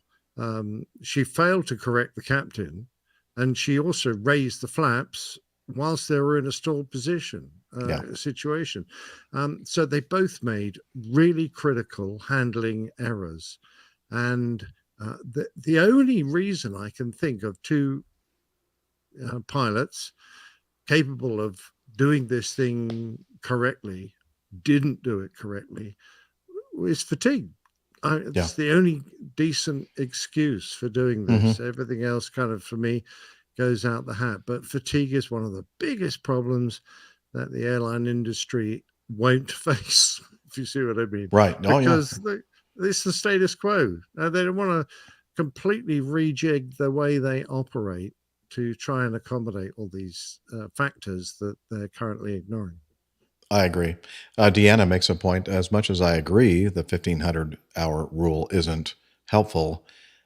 She doesn't believe that is going to be something that's going to be overturned. You might well be right, Deanna, but half the world doesn't agree with it. You know, America is almost alone in having this restriction. Well, screw the rest of the world, Nick. This is the US of A, right? The fact is that you're the guys who are suffering from a huge shortage of pilots. Yeah. If you rejigged your training system to allow pilots to qualify with only 250 hours, say, an example, on a structured course, then you'd perhaps relieve some of the pilot problem. Yeah. And as you mentioned, Captain Nick, and as Micah also mentions, you know, the commuter airlines, now things have changed quite dramatically in the last year or two as far as pay, starting pay, and the conditions as far as, you know, living your life and not being able to afford hotel rooms because you just don't get paid. I mean, you could actually, I think a first officer at a commuter airline until recently met the level of income that you qualify for food stamps. In other words, a very low income level. And you know, if you're trying to provide a roof over your head and food, and then, my gosh, if you're married and have a family, I mean, it was just not something that you could do. Let alone manage the $250,000 debt. Right, you're paying back that loan that you took out to get the experience necessary. It's horrendous. Yeah. So, I mean, I think we haven't figured it out yet. I think we're getting closer. And we're seeing what happened as a result of this tragedy, and how things may have improved here and there, but I think we still have a long way to go to crack this nut. But if anything, I was fascinated by this particular accident because it generated all this discussion and all this action, and even Congress got involved, etc. But I think they picked the wrong accident. I don't think this was an appropriate accident to generate this level of interest. I'm very pleased it did, because it brought it out into the public's eye, and all of a sudden the public started going, well, that's not right. I don't want I think that flying my airplane. A great part of it has to do with the fact that the families of the people that lost their lives in this were very organized and very influential to the politicians, and that's probably the major reason why this particular accident was kind of a catalyst with all this. Yes, that's the impression I got. And I'm thinking deeply about this. I'm thinking, we had a couple of other big tragedies in that year, 2009. This Colgan crash, the Air France A330 tragedy, and in the fall of 2009 when I started podcasting. Yes, I'd forgotten that It's a you bad year. didn't actually cover this when it happened. Yeah. Well, the reason why I didn't cover it because it had occurred earlier in the year before I started doing the podcasting thing. But anyway, thank you for covering that, Nick. And that's something that we haven't really, we haven't covered that at all on our show. And I'm sad that we didn't have some other members of our crew with us to talk about this after that great plane tale. But perhaps I'm sure we'll get some feedback. At least I hope we will, because we've perhaps reopened the conversation, and perhaps we can hear now people's thoughts. Right. So many years after the event, and looking at the problems we're currently facing with all these errors that are recycling and coming up. How are we going to get round the problem? What do people think? So true. So you heard us, send in some feedback and tell us what you think about all of this. Okay. Wow. Good. Let's continue to, let's jump to number 13, Nick. This is from Mike Cochran. And he said, I'm sure Liz beat me to the punch because it came from her favorite website. Nope. Mike, you beat her to the punch. However, I'm curious how Captain Jeff or Captain Nick would have handled the situation. What would you do if both didn't deplane them? Okay, so he's talking about the incident where two American Eagle commuter airline flight attendants got into a heated argument over seat assignments and offload themselves. And he says, well, what would you do if both didn't deplane themselves? Have either of you had to play mediator between two flight attendants or between a flight attendant and another pilot? If so, how did you address it? I have an interview coming up, and this would pose as a good what would you do question, Mike. I think the best what would you do question would be one that was famous when they said, you've just flown a long flight with your captain and you agreed to join him for a beer afterwards, and he walks in wearing a dress. What do you do? Now, bearing in mind that nowadays you would just have a beer with him. But 25 years ago when I was... it was a little different situation back then. Exactly. Yeah. Sorry, do carry on. I would say I would probably, depending on how good he looked in his high heels, I'd compliment him maybe, Yeah, absolutely. Nice legs. Why not? Have I ever had to intervene in something, Liz is asking? No, thankfully, and I hope that I can get through my career. I just have a few more months to go without having to deal with a situation like this. No, I have not. Nick, have you? Sort of, because, when you've got 14 or so, 15 cabin crew, there are differences of opinion, but generally speaking, you've got a very senior cabin crew manager in charge of them all, and their job is to deal with these sort of hassles. But when you've only got two, then it becomes harder.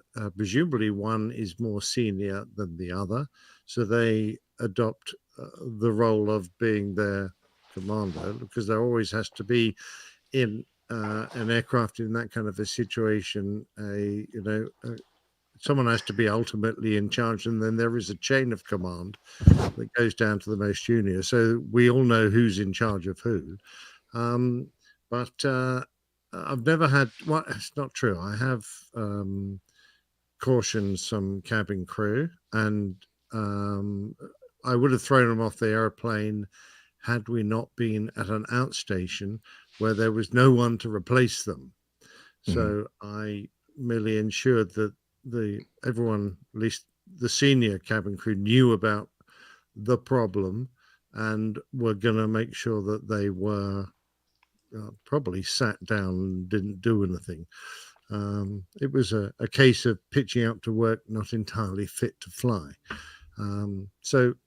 Anyway, when you got this situation, they have an argument about what they're going to do. One of them's walked off. Well, that solved the problem. The other one is sitting there waiting for a replacement, and they can pick whatever they want to do. Why the second one waited all that length of time and then walked off, I have no idea what that was meant to achieve. You can't force people to work. If they decide to walk off your airplane, there's not a lot you can do about it. All you do is ask for a replacement. This presumably happened at an outstation. Otherwise, you'd probably have a cabin crew manager in the airport who would come on board and deal with it, either sort them out or listen to their grievances and write a report. Right. And you would also have cabin crew on standby, probably airport standby, who would very quickly replace them. But this sounded like it was at a basing somewhere, Right. Well, I should probably have read this so everybody is in the loop as far as what happened. 2 flight attendants working a flight on behalf of American Eagle allegedly got into such a heated fight over seat assignments that they refused to work with one another after resulting in the flight being delayed by around 2 hours. The incident was documented by ESPN reporter Ashley Brewer, who was a passenger on the plane flying to visit her fiancé.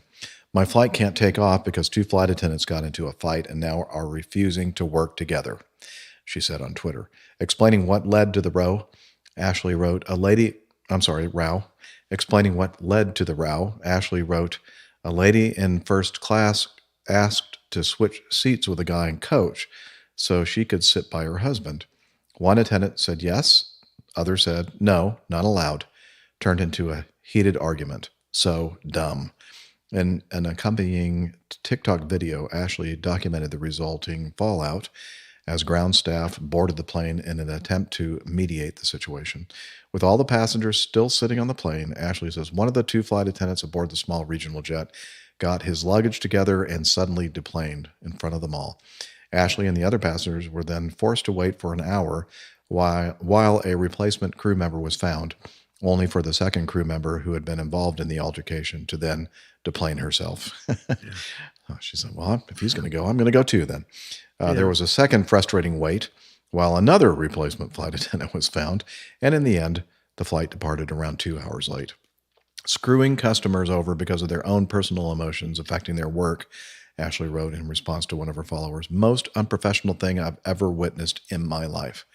The flight appeared to be operated by Utah-based SkyWest Airlines, which has contracts with some of the biggest airlines in the U.S., including American Airlines and Delta Airlines, for regional services. So I'm thinking, based on this, if they got a replacement within an hour or two in the second flight attendant's case, I'm thinking they must have been at a base. Yeah, they might well have been. I'm curious why the flight deck didn't get involved, because with only 2 cabin crew, that's the captain really is the ultimate. Okay, I'll decide what happens here. Right. I'm wondering if they did. If he'd taken it upon himself to say, make the decision over whether the passenger can move or not. Mm-hmm. Okay, I'll take responsibility. Yes, the passenger can move. Mm-hmm. And if either of you have a problem, just refer any questions to me because I'm the captain and it's my airplane. And that would have taken the responsibility of either of them to have a conflict, because neither of them have had to make a decision. The captain's done it for them, and he's taken responsibility. So now, in theory, the conflict's gone away. That's absolutely the best way to have. Yeah. And I used to do a lot of that, particularly when it came to offloading drunk passengers. The cabin crew would come up and go, well, we think this passenger's too drunk to fly. What do you want to do? And my immediate answer was offload them. Yeah. Because you don't want a passenger who's behaving well for 5 minutes to get airborne and be a horrendous drunk for the rest of the flight. And if the cabin crew had come to you with the problem, there's obviously a problem. It's something that's, they're not making it up. Right. I think the passenger is going to be a problem, but they're unwilling to make the final decision to offload it. It was an easy decision for me to make. I always supported my cabin crew there. Well, Neil Lanwarm in our live audience says, is there a chain of command at APG. Oh, God, yes, HR Any is in hissy fits or charge. hair pulling? Yeah. Oh, you don't know the half of it, Neil. I mean, before we God, turn these yes. cameras on, it's crazy. It really is. We I'm hate each so other. much more relaxed now that Steph's disappeared. Oh yes, HR. She seems so nice and all that, but oh my gosh, she's a monster. Okay, just 10 minutes left for 3 hours, Liz. Wow, it's really flying today, and I don't mean, and that's not a pun. For a change. Yeah, for a change. What do we want to do next then? Control room. Another 11. Oh, okay. Yeah, that's good. It's recently we talked about this app on some airlines' EFBs, electronic flight bags, iPads, basically, that sense with their accelerometers turbulence and are able to, through an algorithm, make sense of it and send it to a server and all that kind of stuff. So let me read. Let me play some audio feedback from our good friend Martin Kemp, who works for Jeppesen and creates a lot of these apps for the EFB. Hi there, Jeff and crew. This is Martin Kemp. I just wanted to respond to your last episode when you were talking about the turbulence reporting and the fact that the EFBs can now actually show recorded turbulence, observed turbulence, plus also record it. So yeah, there is a company, Skypath, that uses the GPS and the combination with the accelerometer on the iPad to be able to determine the movement of the aircraft and interpret that as turbulence. And then there's IATA. They collect the data from the aircraft that record turbulence as well. And it all relies on crowdsourcing. So the more aircraft that are experiencing it and recording it and reporting it, the more beneficial it is for the air crews because, as we've seen, forecasting the turbulence is quite difficult. And, the clear air turbulence especially, something that we need to know about so that we can protect the crews, especially the cabin crews, and make sure that they can stay safe and, at the very least get the seatbelt sign on and get the crews to sit down so everything is secure and we can minimize the injuries. So, it's a really exciting area.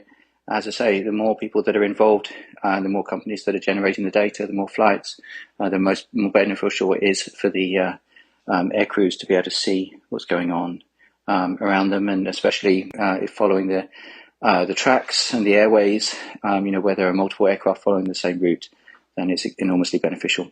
So that's our feedback. Yes, we're excited to incorporate that into EFBs and have more and more air crews being able to see this. So thanks very much for a great show, and we'll speak to you soon. Thanks so much, Martin, for your feedback regarding this, and somebody that has some knowledge on the subject. Oh, yeah. I just thought of a great wheeze.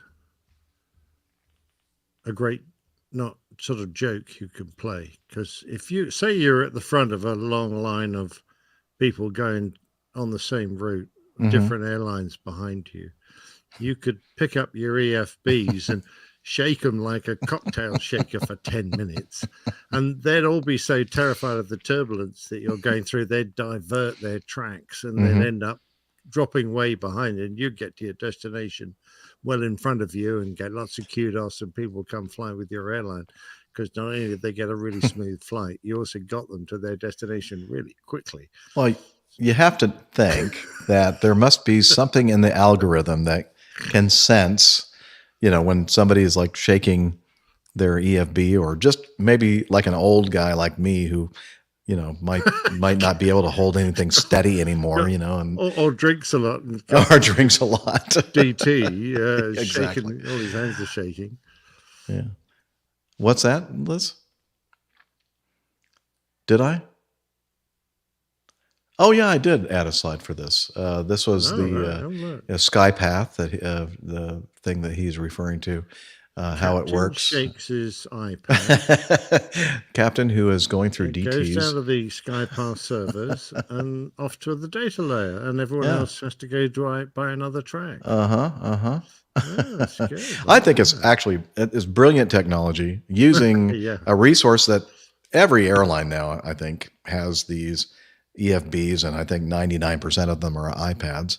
And it's a brilliant, because I think the system that my company is using is based on a limited subset of aircraft in the fleets that have built-in accelerometers in the wings, or I'm not sure exactly where they are, sending this data to servers, etc. But gosh, using something you already have that every pilot has to have with them in the cockpit is I think a very brilliant idea.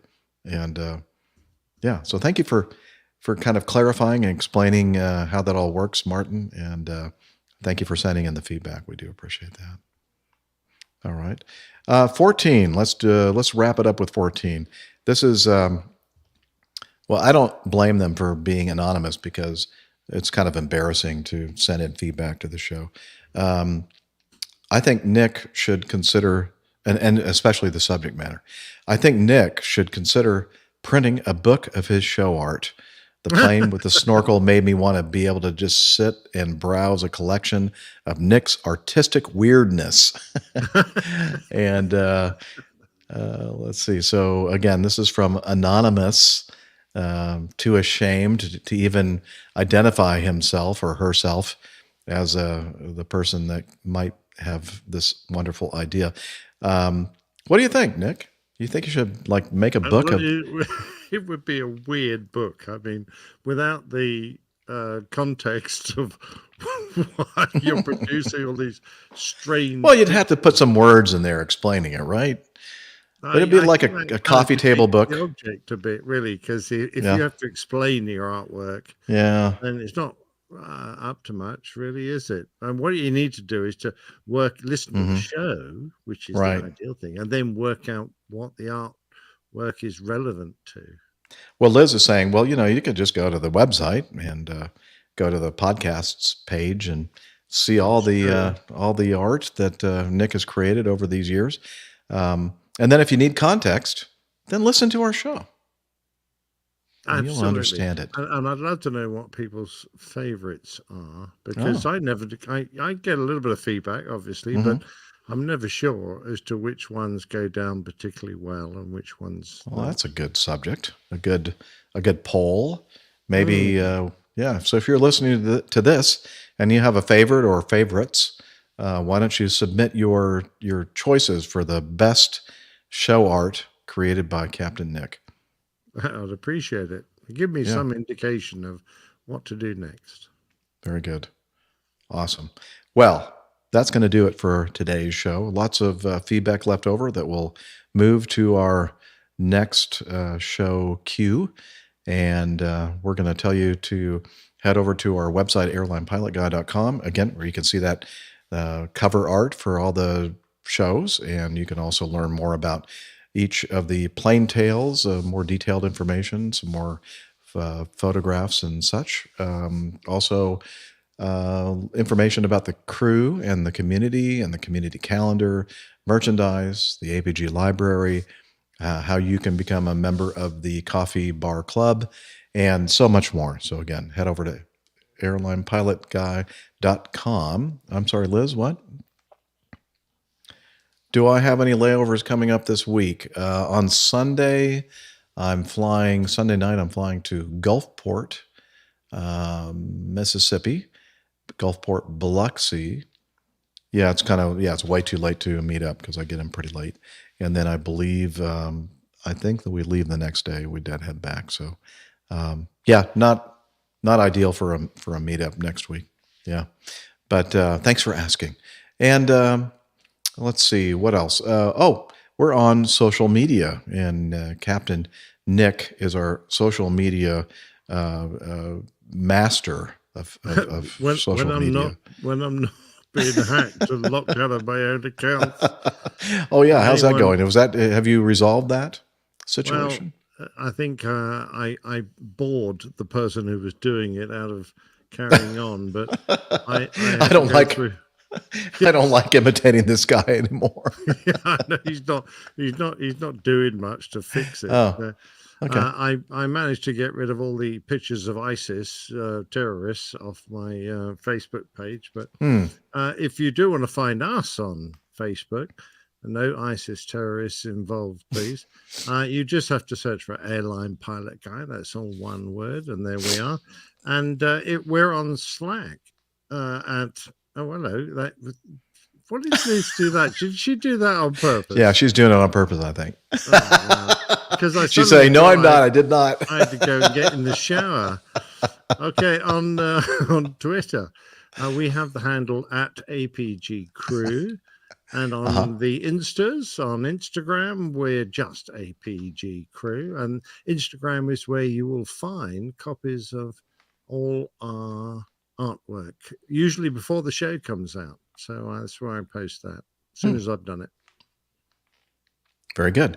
And we're also on Slack. And let's see if Hillel is available. I know he's probably going to be dripping wet, but let me just... Hey. You sure Hillel? that's water, Jeff? Hillel, can you tell us about Slack? Hey, but I'm dripping wet. My timing was off. I'm not sure that's water. I don't know what that is, but... or it could be...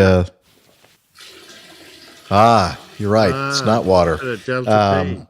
So he's going to come over here and tell us about Slack. APG listeners, please join us on our Slack team. Slack is a communication, coordination, and sharing platform that works on your mobile, laptop, or browser. On Slack, we share news and ideas. We suggest episode and Plain Tales topics. We plan events and meetups. To get into the Slack team, please email me at slack@airlinepilotguy.com. That's SLACK, Sierra Lima Alpha Charlie Kilo @airlinepilotguy.com. Or send me a tweet with your preferred email address to @Hillel, and I'll send you an invitation. That's Hillel, spelled Hotel India 11 Echo 1, and see you in Slack. Thanks, Hillel. We do appreciate all the management of the Slack group, and we look forward. You've got to try these towels. I have. They're my towels. I don't know. He's very confused. Anyway, we do appreciate Hillel's management of the Slack group, and we also want to bring Liz back up here. There she is. Sorry, Nick. That was just a misclick on my part. I did not That's mean all to right. do that. You led me off on a complete tangent. I'm sorry. She was saying to me in the control room, "Yeah, watch this. Let's see how he handles this." No, she did not do that. I'm So going to report her to HR. we need to thank Liz for all the hard work that she does each and every week. You're welcome. During the show and between shows, more importantly. So thank you so much. I mean, I couldn't do this without you, Liz. We love you. And My pleasure. thank you. Oh, well, that was a nice little... That was a bit abrupt. Yeah, that was That would abrupt. kill the audience. Yeah. They sat down obviously, quickly there. I've had some issues with my soundboard, and obviously it's reverted to an earlier version when I didn't have the fade out going on that one. Oh, well, I'll try to fix that in the interim. No problem. But anyway, thanks everybody, especially those of you who are watching us live. If you're listening to the audio podcast, consider following us on the social medias and joining the live audience while we record these things. It's a lot of fun, and these people are great people and really don't help us out much, but they do provide some entertaining comments while we do the show. No, I'm just kidding. They do help us out a lot. Love having them. We do love having them. They're part of our APG Good family. bunch this week. Yep. And with that, I think it's time now for us to wish you a wonderful weekend and a great upcoming week. And we hope to see you here again on our next episode. Until then, wishing you clear skies, unlimited visibility, and tailwinds. Talons, Douglas. Bye, everybody. Cheers. Don't drink too much green beer. Don't listen to Liz. We love you. Yeah. Green beer. That sounds like a pint of creme de menthe for my poofy friend. We didn't even mention Happy St. Patrick's Day, did we? Thank God for that. Yeah. Oh, well. Turn off your recorders, gentlemen. Recorders. Oh, Now, that assumes I there've turned been it on. lots of I good did turn it suggestions. I think Lots of jiggling has got to have something to do with yeah, our show jiggling title. and shaking. I think we had a little theme there going on with jiggling the door and shaking the EFB, and could we do something with that? Jiggling and shaking. Okay, yeah.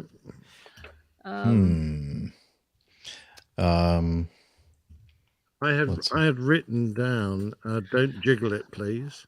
Yeah. Shaking the EFB is good. I like somebody in the chat said Jiggles doesn't care. Oh, that's quite good. Yes, I like that. I didn't see that one. That's funny. Yeah, I think was it Neil? Jiggles Sorry, doesn't everybody. care. Take credit. It wasn't mine. Jiggly Wiggly. IL box says Jiggly Wiggly. Jiggly Wiggly. Mm-hmm. I think jiggling and shaking got to get in there maybe a bit. I don't know. I'll see what Mid-Journey does with jiggling and shaking. Oh boy. That one might be interesting. You'll have to show me the results. Jiggling, wiggling, and shaking. Jiggling, wiggling, and shaking. Where's the wiggling though? Where did that come from? Oh, I don't know. right. I-Hall boxes, it just is a bit of an onomatopoeia kind of thing. Like, okay. Just Jiggly Wiggly. Like the Piggly Wiggly That's grocery Piggly, store exactly. chain. Like, yeah, Piggly Wiggly. Instead of the Piggly Wiggly. The Jiggly Piggly Wiggly. No. That doesn't make any sense. Do we do anything with chain of command and hair pulling or anything like that? Chain of command, hair pulling. Hair pulling? Well, they were talking about the APG crew. Do we do some hair pulling here? Yeah. Oh, yeah. Well, I thought we weren't going to talk about that while we're broadcasting. We just did a little while ago. Dang it. Oh, well. Broke another one of our rules. You think you got something there to work with, Nicholas? Way too much. Oh, okay. I actually need one good one, and then I can crack on with it. Oh, okay. That's fine. Are you implying you don't have a good one? No, I do. I think something jiggling will be fine. Okay. We can do jiggling. Thanks, everybody, for joining us. Yep. Yes. All the best, everyone. Thank you. You guys, Cheers we love you. now. We really do. See you next time. Thanks for sticking with us. Bye. Cheers.